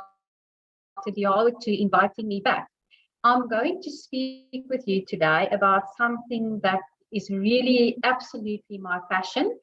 And other than the fact that it is my passion, I also absolutely believe in everything that I'm going to tell you today. And it's all about your genes and your diet and our well-being that is influenced, just like everything else, by our DNA. Now, I want to start off by telling you a story about a grandmother that took her identical twin granddaughters to a market in South Korea in 1976. However, she only came back with one of the children. The other twin got lost in all the things happening at that specific market. And even though the parents took, to the police station and say, please, supply flyers and to look for these girls, just couldn't find them. Now, what happened is the one girl got then adopted by a couple in the United States, and she grew up there. And the other one obviously remained with her parents in South Korea. Now, what makes the story so interesting is that almost 45 years later, in 2020, just when COVID hit the world, these two sisters were reunited via a program where in South Korea, where they actually have asked people to submit their DNA samples for people who know that they do have family members. And the girls were reunited. Now, what makes this so interesting is that this could help us to answer that question that we all want to know. Is it our genes or is it our environment? Is it nature or is it nurture? Now, any twin studies, identical twin studies, are absolutely fantastic for us to know, to learn about. And these two have agreed to participate in a scientific study about this. And the reason why it's so fascinating is because identical twins have got exactly the same DNA. There's absolutely no difference in their DNA sequence. So therefore, it means whatever is happening in the environment, the differences between them must then be the environment. In other words, also the things that we can influence. Now, what they have done now is to actually go and have a look and say, what is the same and what is different between these two? So I'll share a couple of things for you. So what turned out to be similar is their height and their weight, their temperament. They are both very conscientious women, got a very good self-esteem. Even their hobbies and their interests are the same. The mental health, very, very similar, and that we know there's a huge component with mental health and genetics, and some medical conditions like diabetes were the same are the same between them. And some of the things that are different, there were some other medical conditions that weren't the same between them, so that we can apply to the environment. There was also a difference between the cognitive abilities and the intelligence, which wasn't expected, because we know our cognitive abilities and definitely our intelligence are also hugely genetically almost predetermined within a certain range. But during the study, they also saw that the twin that grew up in the United States, who had the lower IQ in essence, the lower intelligence, they also know that she had 3 times concussion. So there was also physical damage in essence to her brain, and that could explain that.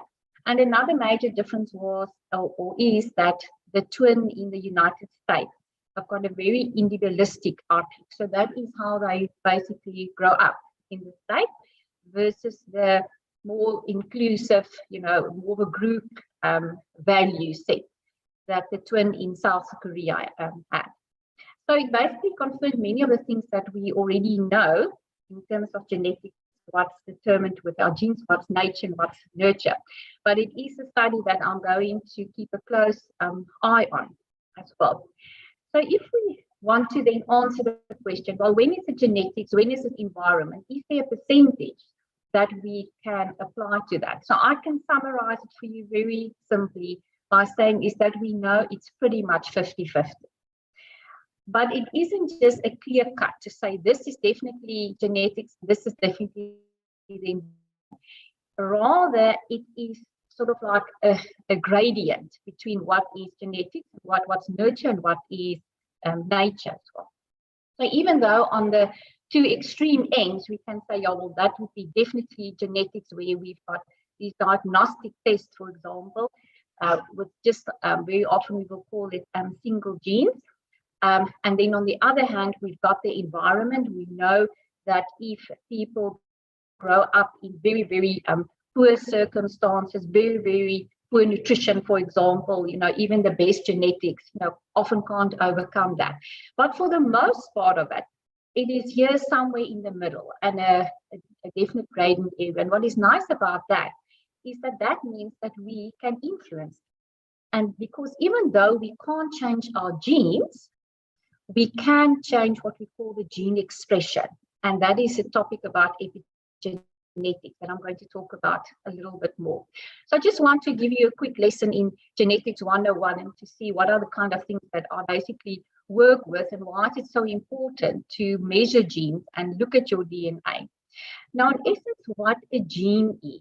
A gene is simply an instruction to your body. A gene codes for your body a specific protein, if we will go a little bit more scientific on that one.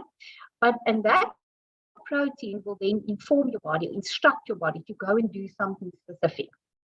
For example, it will tell your body, go break down cholesterol, or go and build muscles when you exercise, or have green eyes, for example. Another thing that our genes are also determining is, for example, to produce certain brain chemicals, neurotransmitters. The previous speaker spoke a lot about that as well, like serotonin. So serotonin, of course, is our happy brain chemical, and it's a gene that already determines how much serotonin you will be producing, and that is why mental health is to a great extent also got a predisposition people to certain mental health disorders, because genes will determine how much of certain brain neurotransmitters are being produced. And what we are testing for is, in essence, to see if there is what I'm going to call just now a spelling mistake for now, because we actually measure DNA in letters. If there is a spelling mistake or a variant in your gene, because if there is a variant, a different letter in that gene's protein instruction, it means therefore the gene can no longer perform its function. But now where the value of all of this comes in is in something that's called epigenetics. So epigenetics is simply the environment. What can you do? How will the environment influence your genes expression?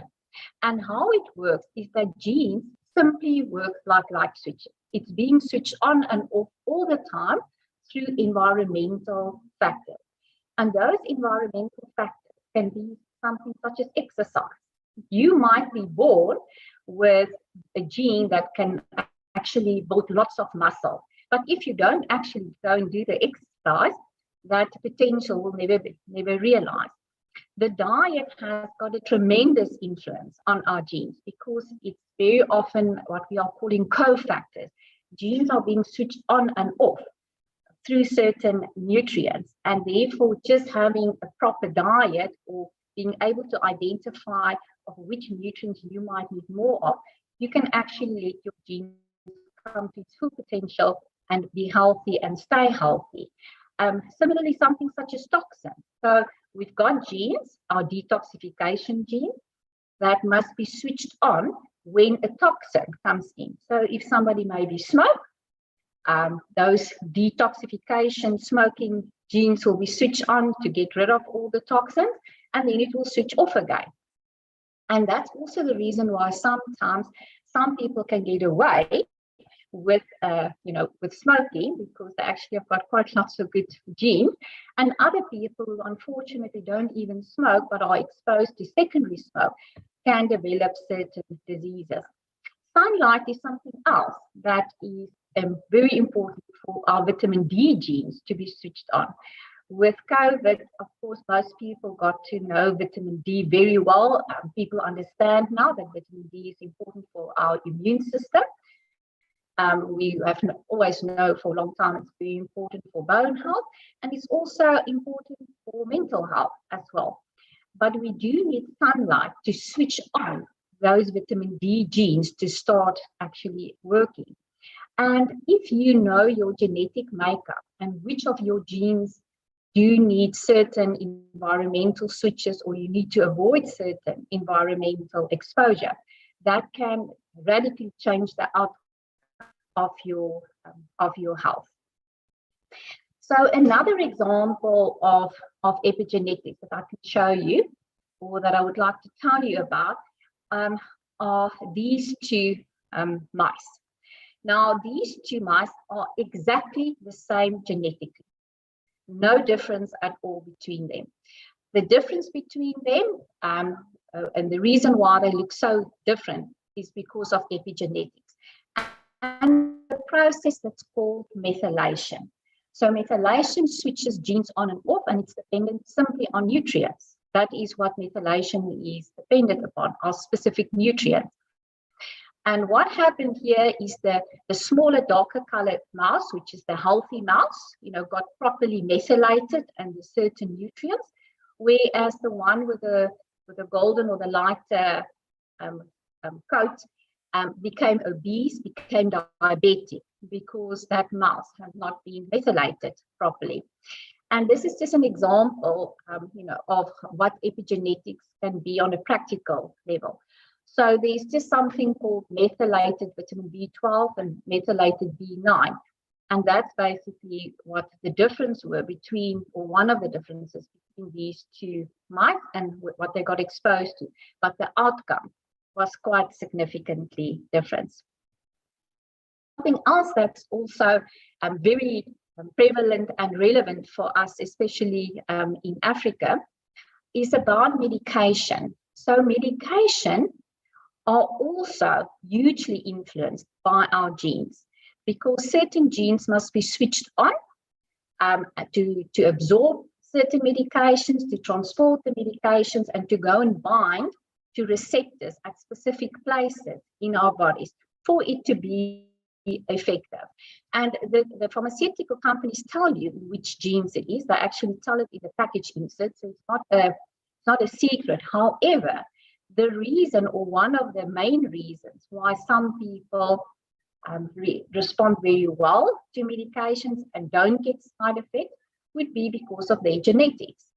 And I just would like to show you one example of one of the genes that is actually quite common, and one of the most important genes that are being utilized in medication when we actually consume it. And that's a gene with a funny name called CYP3A4. And this CYP3A4 is, as you can see with this representation here, is that the darker blue represent a functioning gene, a gene that's actually going to work well. And if somebody takes that medication and they've got this variant of the gene, an A, also an A variant of this gene, the medications that's must be metabolized through this gene will work well for that person, probably won't get side effects. And worldwide in America, only 12% of the population actually have got a problem with that gene. In the European, it's even less, and in East Asian, it's basically non-existent. They don't even pick it up.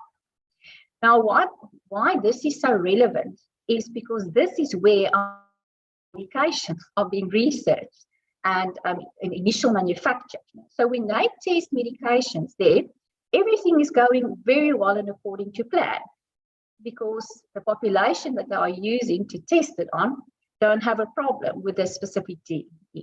What we then found, if we start moving a bit closer into Africa, is that people with a mixed ancestry is about a 50-50 situation. And for the medical doctors that might be in the audience here today would know that we know that just on average about only half of the time with the prescription of the first prescription of medication will actually work for people. Very often people have to come back, and you can imagine the frustration for both the practitioner and the patient when we have to go in this trial and error situation. But then very interestingly is that in Africa and in Southern Africa, there is nowhere in the world, the entire world, a more diverse genetic pool than right here, what we've got. And here you can see just some of the findings that they actually have published to see how different it is. So what it means is that a certain set of medications we already know it's not going to actually work for a big part of our population. And I was involved in a study that we did in the Northern Cape, where we actually found that only 10% of the people in that population, that study population, had a functioning gene. So, but unless you test your genetics, you will not know, and neither would your doctor know, whether or not you will respond to certain medications. And this is another form of simply of epigenetics, because epigenetics just means something from the outside, from the environment as well.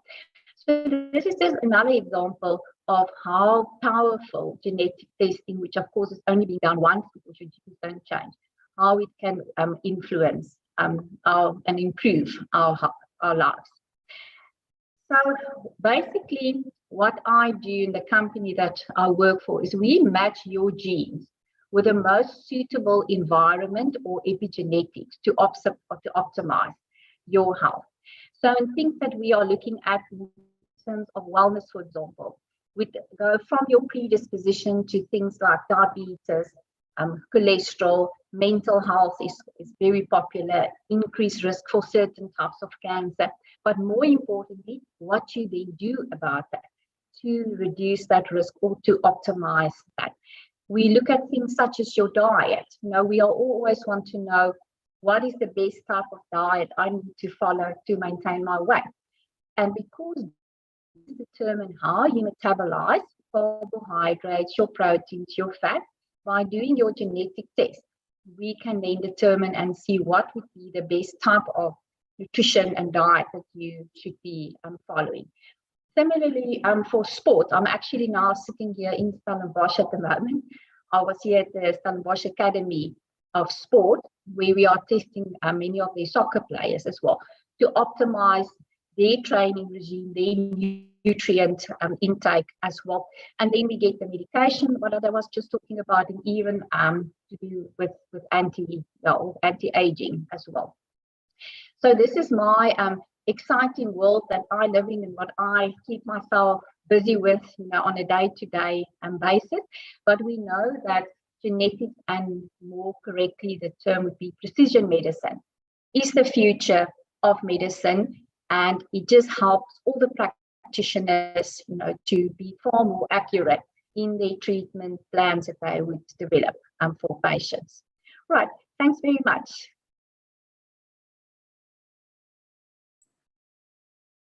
Thank you very much, Dr. Christenoid.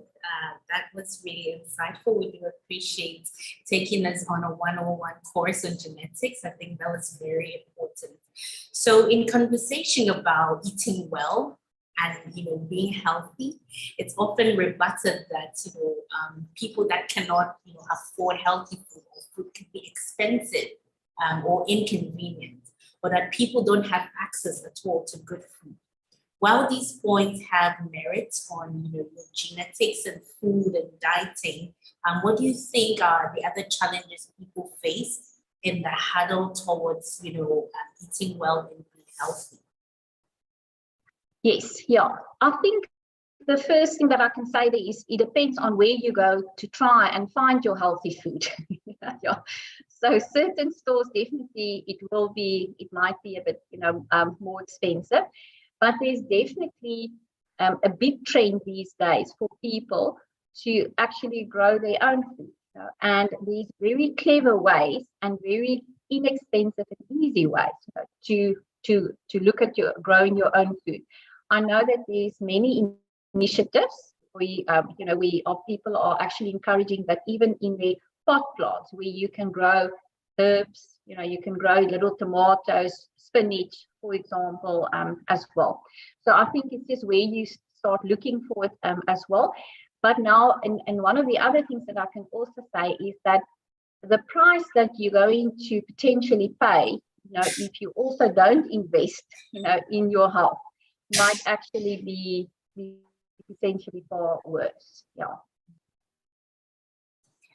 All right. So, we need to be creative. We need to think outside the box and probably include things like gardening as extra, activities to keep us busy and exercise in our day-to-day lives. So one of the things that came to mind when you were talking about genes and the fact that the environment has a way of, impacting on the gene, which we say that cannot be changed. That's really that's really eye-opening. So today I'm seeing across all my social media, feeds, you have weight loss earrings that are maybe, radiating some signals to help, burn fats, and all of those kind of devices that you put something like a headset or earplugs that are helping you to lose weight. What would be your take on that? Because then that brings in technological devices on the weight loss and how that impacts our genes. All right. So the first thing I want to say is that when it comes to weight loss, I still believe, because that's what I still see on a daily basis, that the number one thing for weight loss is that you have to eat less. It's actually to a certain degree as simple as that. So that's basically point number one. The genetics just help us to tell of what it's better to eat less of as well. But all these devices, all these wearables that we get these days, what is so wonderful about that is that it helps us people to actually keep motivated as well, because you've got accountability. Most of us do have, need actually a bit of somebody to keep an eye on you. And so that is the first thing in terms of accountability. But then also what it actually does is help you measure what you are doing. Because we all know that saying that says what you can't manage, what you can't measure. And now this is such a nice thing. And I've seen it's hardly ever that I come across people now these days that won't talk about that they have to do their 10,000 steps or that they have burned so many calories as well. So it's a nice educational tool as well for people to use the wearables as well. So I do think it's quite important, especially when a previous speaker, when we spoke about all the millennials, as well. For especially that group, it is very important, and it's something that we do need to embrace. And what we do in terms of the on the genetic side as well is because we do now have those opportunities. We, based on the genetics, can give very specific guidelines as well in terms of, for example, how much exercise a specific person must be able to do based on their genetics for weight loss, for example, to kick in, or how many calories they need specifically based on their genetics, which they can then use to measure. That's interesting. That's interesting. And I think that's, you see this athletes really adopt that kind of way of managing where they've tested. They know exactly how much to take in and how much to exercise a day. So that's very important. Doctor, when I was looking at the last slide on the different gene that GeneWay, provides, how affordable is it? And, how many doctors are actually using gene matching? Okay. There are more and more doctors, and I think it is because it becomes more and more affordable, that they can, give it to their patients as well. So specifically from our side is that we have got about 400 healthcare practitioners. That's between not only doctors, but dietitians, biokineticists, homeopaths as well, that we have trained, and that's available on our website. And depending on what you choose, to test for, it can range anything between, about 3,000 Rand up to 4,000 Rand. Just depends on what it exactly is that you would like to test. Yeah. Okay. So that, let the questions come through. I think even if Dr. North is done with her presentation, she could still respond to your questions in the Q&A feature. Thank you very much, Label Gun, for sharing your question with Dr. North. We do appreciate this, very insightful. And I think that this is the part where, people are looking for when it comes to health. We know about food, we know about exercises, but this is a very unique, direction where we can think through about our genes and how we can actually affect them. And I really love the story of the twins as well. Thank you so much. Singh would be introducing our next speaker, and we appreciate you having the time and making time with us. Thank you everyone for joining us. Yeah, keep the questions coming in, and you can tweet at us using the hashtag Spiral Summit, and also check us out. We are live on YouTube as well, and share with the handle at Spiral Aloe Life. Thank you very much, and Tabby Singh, over to you.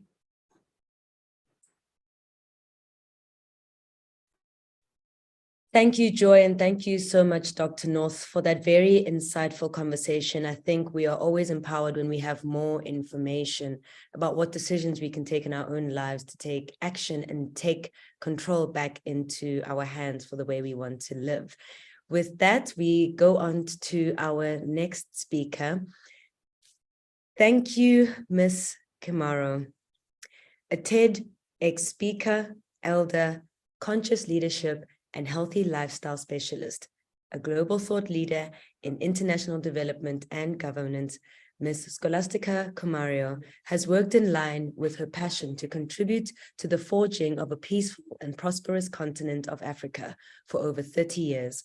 By instilling the principles of good leadership and integrity, Ms. Kumario has focused her efforts on men, women, and especially the youth of the continent.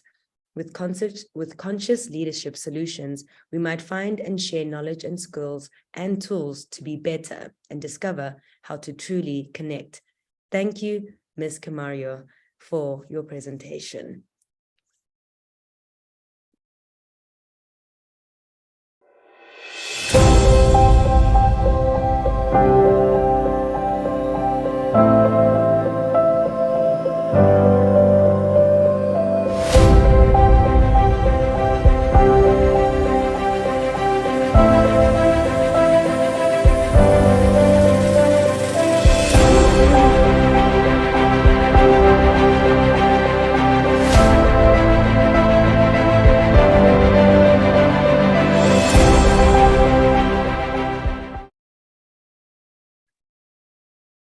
Good evening, one and all. Can you hear me? Yes, we can hear you. Thank you. And can you see the presentation?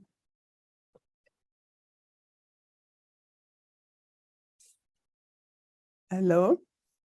We are waiting for it to come up on the screen. Oh, I have it on the screen already. Let me see now what happened. Yes, we can see you. Yes, but you need to see the presentation. Anyhow, while I am Also working on the presentation, yes. yeah, I have to admit, you know, in my day, when they said keynote speaker, I expected I was going to speak first. And now I'm speaking more than an hour into the situation. I also noticed that, in fact, many of the participants have left. And so I have this sense of, what can I call it? I have this sense of disappointment. I can't lie, you know. When I prepared, that's not what I had expected. So I feel on a back foot on the one hand. On the other hand, let me see if I can at least bring up the presentation again and share it.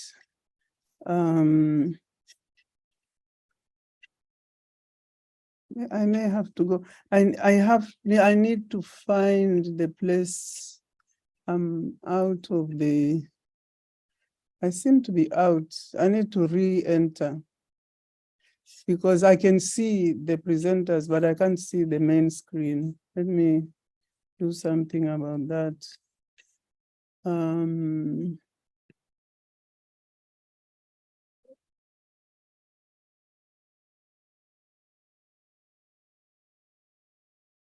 Leave and join.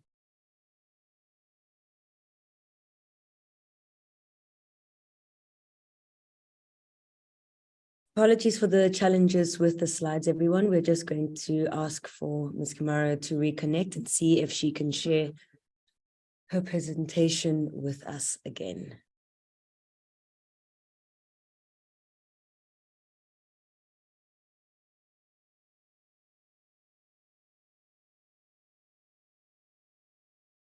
Do you see it now? We can see your presentation now. Okay. Praise the Lord for that. So, yeah, yes, I came prepared to share, and I will share as I was prepared to share. So, I looked and saw that I'm actually the Musadi Mokolo on the group. So, yeah. I will be starting to share. For me, I looked at this as a contribution. I took the whole event as a master class, and mine was to be a contribution to the bouquet of different presentations, and mine focusing truly on what I have learned about the link between health, wellness, leadership, and success. And I am sharing this from the perspective of Madili Leadership Solutions. We are actually an Afro-optimistic organization. There is a great deal. I worked with the UN for 31 years, and I found and find still there's a lot of Afro-pessimism. And I definitely am an Afro-optimist, and I'm glad to be speaking in this environment. And at Madili Leadership Solutions, our value proposition is awareness, consciousness, leading towards self-mastery. Why? Because we believe that the holistic wellness is really very important in self-mastery and success. And I came to know this from my own personal experience before I even went to study it. I retired from the United Nations at age 60 in 2009, in January actually. And I went back to school to learn about mind-body energy medicine. Why? Because during my working life, you know, I made a certain experiences. I was one of these. You have to understand. I am the older of this group. I was born during the time when our country, let alone South Africa, I mean, Tanzania had not yet gotten uhuru, freedom. So I belong to that generation which came into being, was educated just as we got independence, or educated by the government, as most of our parents couldn't afford it. So we were sent to go and come and actually be not only your professionals or officials or careerists, but to serve the people, you know, something which I find now quite interesting, lacking in the kind of work that happens. So as I'm speaking to you, my presentation is actually focused on the importance of knowing the self, and we will take time to actually look at that. And I will start by some lessons from my leadership journey, which I thought would be good to share. And then we will explore, who are you really? I mean, we are talking about you and I succeeding, being well, but who are we? And as we go through that, I wanted to say, first of all, the most important thing is really knowing yourself. And this was said long ago, you know, even as long ago as Aristotle. And we say it in many situations, but somehow not with the presence of mind. Knowledge of the self is the beginning of all wisdom. So any one of you right now, who are you? What are you going to tell me? How are you going to introduce yourselves? I don't know if it's a rhetorical question, but as we go along, we may find time to come back to it. Who are you? Knowing oneself, what does that mean? So these are some lessons from my leadership journey. I will simply present them. Wonder if we will ever get a chance to discuss them. But the first thing I learned is that, not necessarily in that order, but now I feel it is actually quite important, that you and I should stop worrying about the chaos around us and the world. Instead, we need to recognize that the only person you can change is you. And this for me is critical, because I was paid for many years as a manager, and afterwards as a leader and head of office and ambassador of the United Nations. I was paid on the assumption that I was to change people, and we were given knowledge, skills, and tools, you know, with personality types and all sorts of instruments. But at the end of the day, you know, they didn't tell us how that I could change and therefore be able to help others. So, and then I also came to find out, when you and I change, especially energy-wise, things and people around us also change. And that is really how to change the world. Now, I also know that management of relationships with yourself, within yourself, and then between yourself and others is actually the most important factor to success. Now, the other thing which my colleagues have also talked about is the poor physical and emotional wellness significantly undermine your and my leadership ability and effectiveness. That there's no badge, this I have to tell you, it's my insistence that there's no badge of honor in competing in the rat race of life. And so many of us have been caught up in this, which then becomes the underlying causes of all sorts of emotional, physical, and other challenges. And then the need to understand and manage stress, not least because it accounts for at least 90% of non-communicable diseases globally, which is the biggest pandemic today. And when I am long retired, I work for myself now, but when I worked for government or the UN, there was no recognition admission of the importance of stress in our lives. In fact, if you said you felt stressed, you are looking to be dismissed from work as being incompetent. I found at that time, I don't know now, that there really were no staff development programs did not include understanding the physical and emotional needs of people and then dealing with them. And I am glad to see that now more and more companies are even encouraging wellness programs. They could be more inclusive, but at least that is happening, and that is something to celebrate.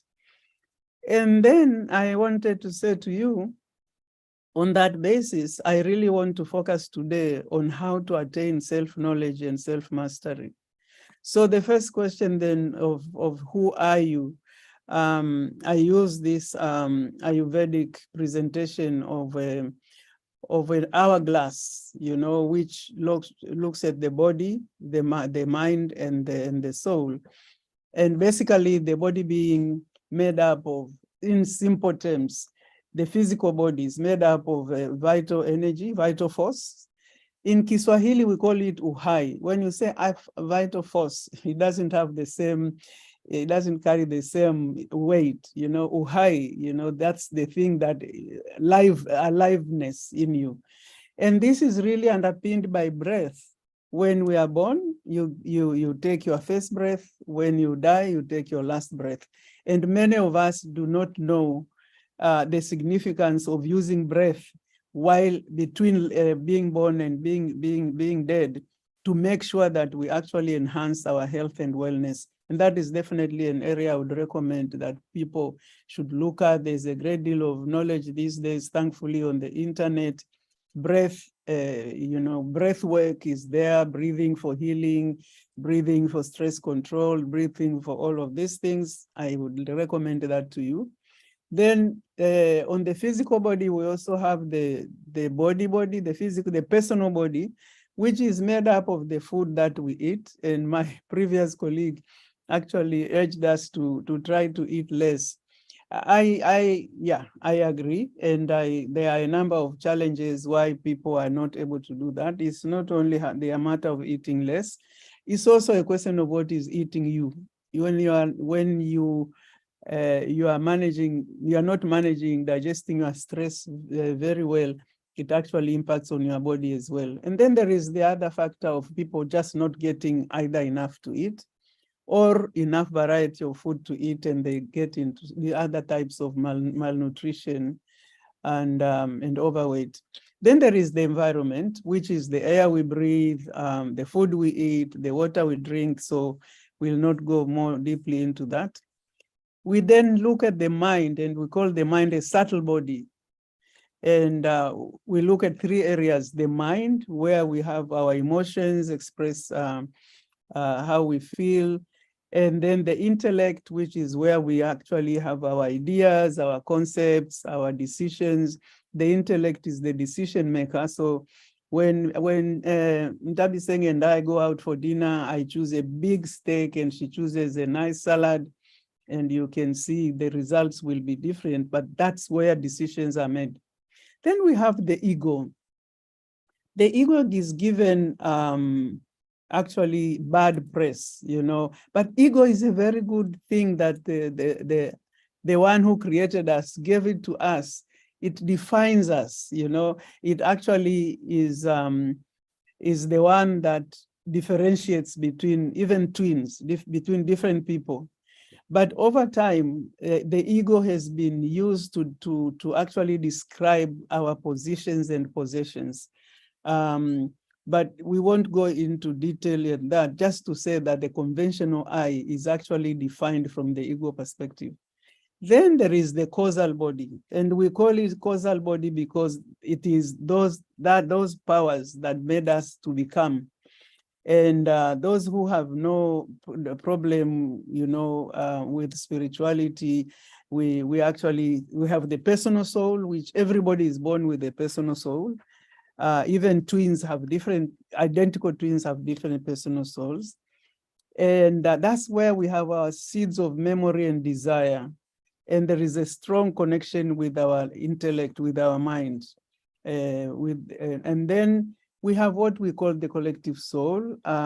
Previous presenters have talked about this: family, community, the nation, what is going on there, our myths, our beliefs, our religion, our ideology. All those things actually impact on who we are. And then we have the universal soul, pure potentiality, what some of us would call God, others would call it the universe. And that is what we actually is represented here in this diagram, in short. Now, to finally to say that right now we have the body and the mind on the top, but ultimately, which means we actually we tend to give a lot of attention to the body, maybe not enough attention to the mind, which is why the circle is so small. It's not even taught in school, and it's not given sufficient importance, and it should. And then we have the spiritual at the bottom, which is we really should turn it around and have the spiritual at the top, because ultimately you and I are spiritual, eternal spirit beings having a temporary human experience. And what we do at Maadili is actually to then work with people, work with clients to be able to, for this to be 3 consecutive circles instead of it being an hourglass. Moving on. So you and I are mind, body, and spirit, but we are also made up of the 5 elements of nature, you know, space, air, fire, water, earth. And in our constitution, in our mind-body constitution, in the constitution of the earth, all these things are there because you and I are part of the universe. And so we do then, this actually help to define our characteristics. Each one of us have Vata characteristics, Pitta and Kapha characteristics. And the people, I do actually give people a questionnaire. It's called a mind-body type questionnaire. When people fill it out, those who are curious enough, you can fill it out. I will tell you which one of you know, how many, what proportionality of this you have and what it means, not only to your gifts, but also how to manage yourself. When you know your strengths, you also need to know how to manage them. It's like human rights. You have rights and responsibilities. You have natural God-given strengths, and you also have to manage them because of the other people. So when we have on the Vata side, people with those characteristics, they'll tend to be thin, light frame, variable digestion, sleep patterns, dry skin and hair, cold hands and feet, moves and talks quickly, resists routine, welcomes new experiences. These are your creative types. You know, they are the musicians, the architects, they are the poets, and the any artistic. You know, the more of this you have in your nature, the more artistic you would become. And when the Vata nature is actually in a good space, then you would feel energetic, creative, adaptable, you'd show initiative, good communicator, spontaneous. Now, when the Vata nature of us is going out of balance, the way to know on the right side is that these are actually your indicators to know, like your red lights to know that this part of me is going out of nature. And the Vata nature is where we get our anxiety. We tend to be anxious, you know, we tend to worry. And a very important issue is this thing of an overactive mind, both in terms of the person at home, at work. You know, when somebody has a Vata imbalance and they greet their parent or they greet their spouse or they greet a colleague and he or she answers absent-mindedly without meaning any harm, the Vata imbalanced person will go on and say, my goodness, what did I do? Oh, it was that thing I did. And the person will make a very big movie, even get awards at Hollywood. They never happened. It only happened here. And this is actually a very important challenge for management of self and management of others, because this is where people project their anxiety to their the spouses, to their parents, to their friends, to their colleagues, and to know to actually balance those is some of what we teach. And when you worry, you become inconsistent. There's a tendency for insomnia, which means you don't sleep well. Your body may be showing vata imbalances by getting gas, bloating, and constipation. Moving on. Now, the next one is Pitta. Pitta is fiery in nature. And as you saw, Pitta was primarily fire and a little water. And many leaders actually have very strong, very high Pitta qualities. And you will find, some will be medium build, strong digestion, warm body temperature, sleep soundly for short periods, and tells everyone about it. If you have a strong Pitta nature, you will tend to be braggadocious. You are a bad loser and you are a bad winner. And if you support sports, then the day your team wins, you are going to be screaming in the streets. The day your team loses, you will still be screaming in the streets. So we usually advise people with high Pitta levels to actually not choose competitive sport or competitive, other initiatives in life.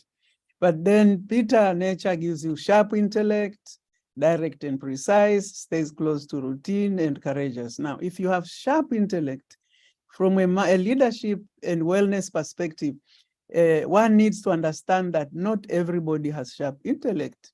So, and parents and teachers and all of us, we tend to say, but this is so easy. How come you can't see it? And the truth is, not everybody can see it easily. I am, Kappa Pitta by nature. And my Kappa side does not always grasp something immediately. But when it does, it doesn't forget. That includes the good, the bad, and the ugly. So to know these things is quite important. It actually becomes very interesting in understanding oneself. And then the Pitta side nature is what makes us direct and precise, meaning we are not diplomatic, we stays close to routine, courageous. You could even have a child, for those of you who are still having children or who have had children and now you can understand them better.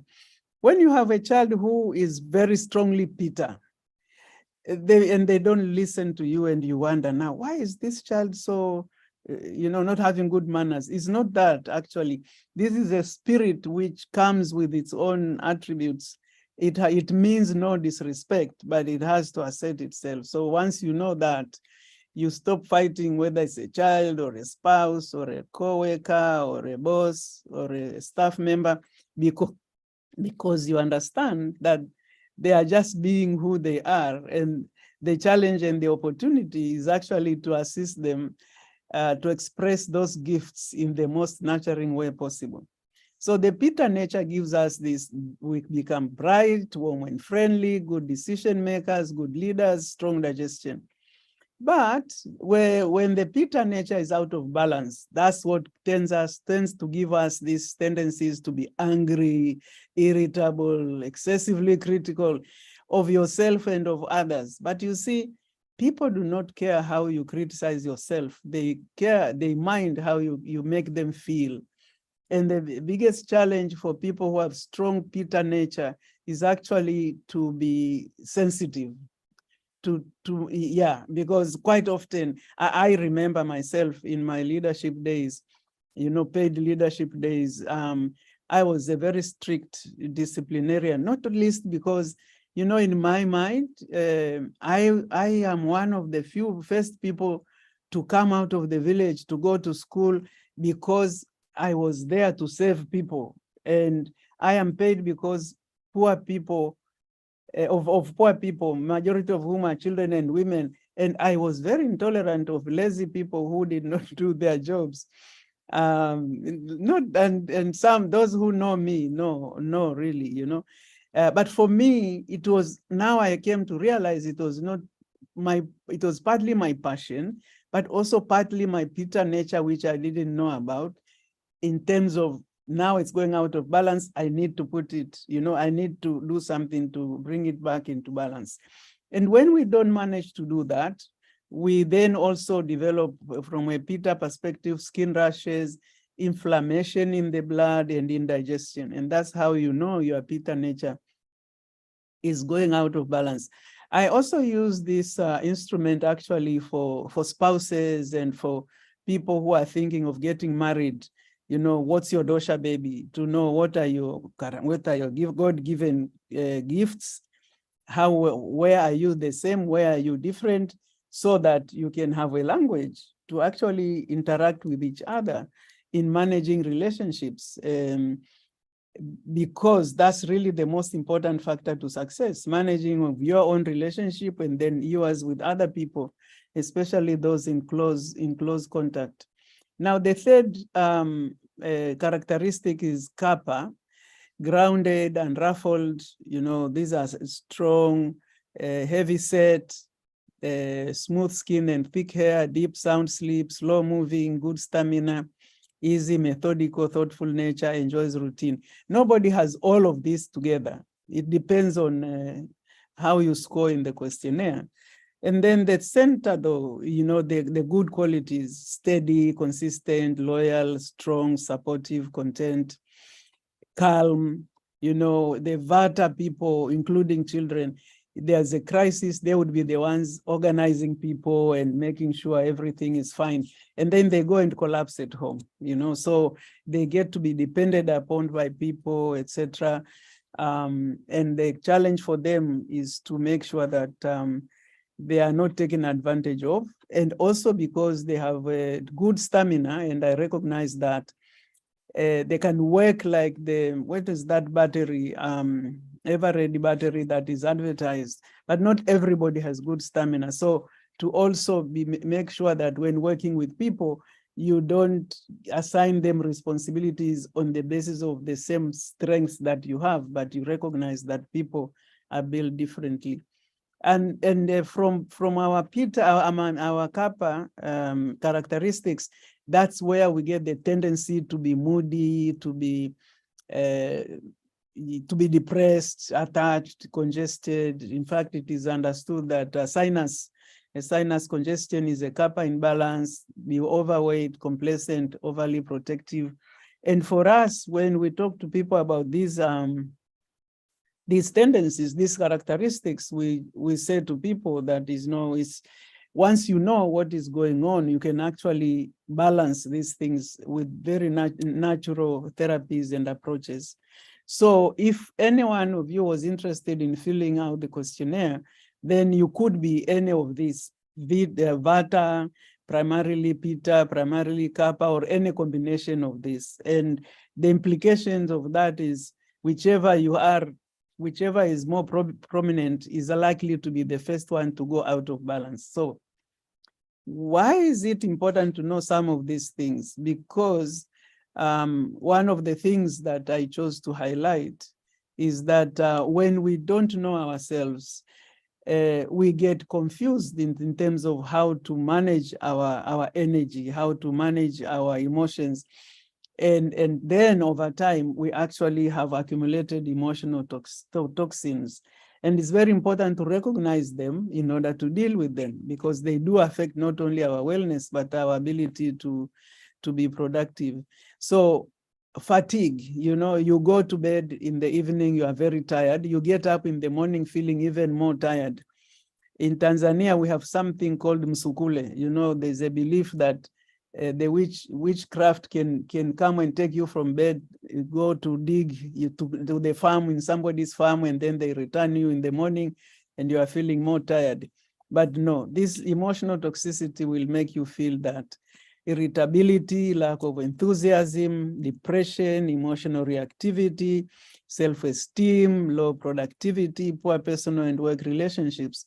And for me, the importance of understanding these things is that we tend to think when people are behaving in a certain way that is their characteristic.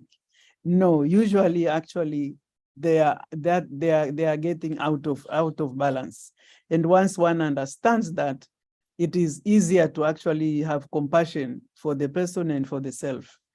And those kinds of things are what actually creates the seeds of illness, and they result from unmet needs. So that's how we get our coronary disease, anxiety and insomnia contributed by stress, diabetes, obesity, digestive imbalances, premature aging, infections, including cancer, heart attacks, and strokes.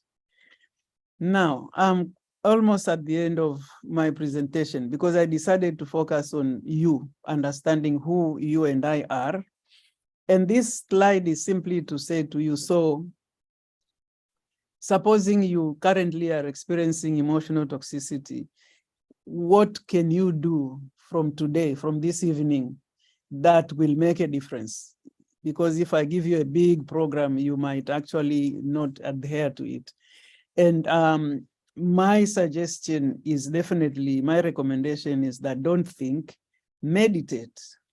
Meditation is actually a mind-body energy technology that is able to transcend between physicality and spirituality. And the more one is able to go inside, the more one is able to transform and transcend the issues that we struggle with. We use medication and all sorts of things. I mean, there are different kinds of meditation, but for now, I will simply mention to you the benefits of meditation. Simple meditation. First of all, it actually improves brain focus. It helps with stress reduction. There are things which are hidden under this thing which I'm not able to see. They help with our focus, and also they preserve the gyrification. Gyrification is actually, our brains have folds, many folds. And over time, when your brain is not being exercised, those folds stretch. And when they stretch is when we lose memory, we lose awareness. That's where I'll translate into Alzheimer and things like that. So meditation is really quite important in, if there's one thing you did and you can do from now on, just meditate. And others have also mentioned that. I just wanted to put this one here, this Spiral Aloe is very much aware of the many dimensions of wellness. It's not simply emotional or physical, it's also financial, social, spiritual, occupational, intellectual, and environmental. And just to say, this is like, you don't have to worry about reading all of that, but the coloring is to say that, it's like the traffic lights. Green, if you are in the green space, you will feel thriving. I got this, you'll be calm, steady, minor mood fluctuations, you'll be able to take things in stride. When you get into the amber, something is not right. There's a certain nervousness, sadness, increased mood fluctuations, inconsistent performance, more easily overwhelmed or irritated. Now, when you move into orange, code orange, I can't keep up with this. I can't keep this up. So you have persistent fear, panic, anxiety, anger, pervasive sadness, hopelessness. When you get to the red, then, that is a crisis zone. And you see, the way the human mind and body are, we all move through this in the course of the day at different times and hours of the day. And the important thing is for you and I to be aware of it. So when you are feeling good, capitalize on that. When you feel differently, nervous, take time. Again, breath is a very important, and Sis Metsi mentioned that. It's really important for being able to anchor you. When you go to struggling, maybe it is necessary to talk to a supervisor, to talk to a spouse, to talk to a parent, to talk to, if you are a child. And then when you go to, to red, is to make sure that you are not in the red zone for too long, so that our work is really to make sure that one is going constantly moving towards the green. And by way of completing this brief presentation, our Maadili has a 5-module signature course. We teach people about how to know thyself. We share knowledge, skills, and tools. We don't tell people how to think. We just share the knowledge that will help people to see things and be able to make their own conclusions. And then food as medicine, nourishment for mind and body, tools for daily regeneration, perpetual renewal, how to attain emotional freedom or emotional intimacy with yourself, including how to hold crucial conversations when stakes are high. And many of us really do not know. Many disagreements, including wars, happen because people do not recognize that 90% of the time, you and I have good conversations. It's only 10% of the time that conversations have the potential to become crucial. What does crucial mean? It means you are discussing very important things. You have different opinions, and unless you both understand the importance and the potential for a breakup, you are actually going to crash. And once you realize that, then we actually teach people conscious communication and how to get to yes, because sometimes, some of us, you are not willing to get to yes, you just want to pick a fight. And so in the end, one is able to actually, once you attain emotional freedom with yourself, it is much easier to actually come to agreements with others. The fifth one is how to harness your body's 5 senses for health and wellness. And if we do have a website, we are very much we are on WhatsApp, we are on Instagram, both in English and in Kiswahili. We are on LinkedIn. And my commitment in finishing this is, I didn't know many of these things. I didn't have the wisdom. I worked very hard. I considered myself a principle-centered leader. But frankly, I did not have the knowledge, skills, and tools on how to manage myself. And when some of my staff would say, you really need to care for yourself, I'm like, what are they talking about? Until by the time I recognized that actually I was burnt out, it was very late. And I have made it my mission now, between now and for the balance of my life, to actually be sharing this knowledge, skills, and tools so that people, especially the younger generation, can actually manage to be successful without burning out like I did. Is there still somebody in the house? And Mentabi saying, I finish here. Thank you for your attention, whoever is there. And I hope I have done justice, at least for myself, if not, and for those who are still around. We are here and we are with you, Mayor Camario, and thank you so much for really bringing together the dimensions of wellness and adding another layer to how we can understand our own expressions. I think for me, I look to the air and what the qualities are of that. And I think most importantly, what you shared with us is about what does it look like when we're out of balance so we can prepare ourselves? How do we ensure that we are aware and in awareness so that we can catch ourselves before we come out of kilt? So thank you really for just bringing together some of the strategies that we can look at and use as we look to be holistic human beings. Thank you so much. Thank you very much for your presentation. And thank you to everyone. With that, I would like to just say my own very deep thank you to everyone and hand over to Dr. Diao to take us away and close what is the summit. Thank you, Doctor, and thank you, everyone. Hey, Mescola, the cherry on top. There's a lot of questions on the chat, which we'll not take. A lot of them have to do with how do we access this? Is it possible to to broadcast this further and take the courses that you have put here. Are they available to me? I was the first one to ask. And how do we do this? But as always, really, this is just in following Tabi's thank you to say, wonderful, wonderful, wonderful. We continue learning. It's a journey. The destination is far away, but we are really grateful that we are able to share this insight. So if you could just tell us maybe before we close, how we access this fantastic wisdom so we can broadcast it on your behalf. Well, whoever wants to actually do the course, the first thing, No, she isn't. So then how come I can't Can you hear me? Yes, we can. Yes, we can.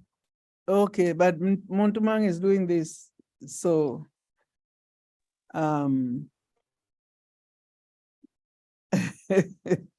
the first thing you do, anybody wanting to do the course, you actually have to express your desire and fill out the questionnaire, the mind body type questionnaire. It's on the website. It's in English and Kiswahili, but if somebody wants to get it directly from me, my number is also on all the website and on all my social media. And then we take it from there, I work on demand. I'm demand driven, because what I teach ultimately really is, when somebody follows it, it really is very deeply transformational. And so I only go with those people who are ready to hear and not to just experiment and question, when the teacher is ready, the student is ready, the teacher will appear. And when the student appears, I am there, so, and I work on via social media. I work one-on-one via WhatsApp. If it's a group, we do Zoom sessions or this Google group, Teams and things like that. So yeah, it's very available. So yeah, let's talk. It's very available.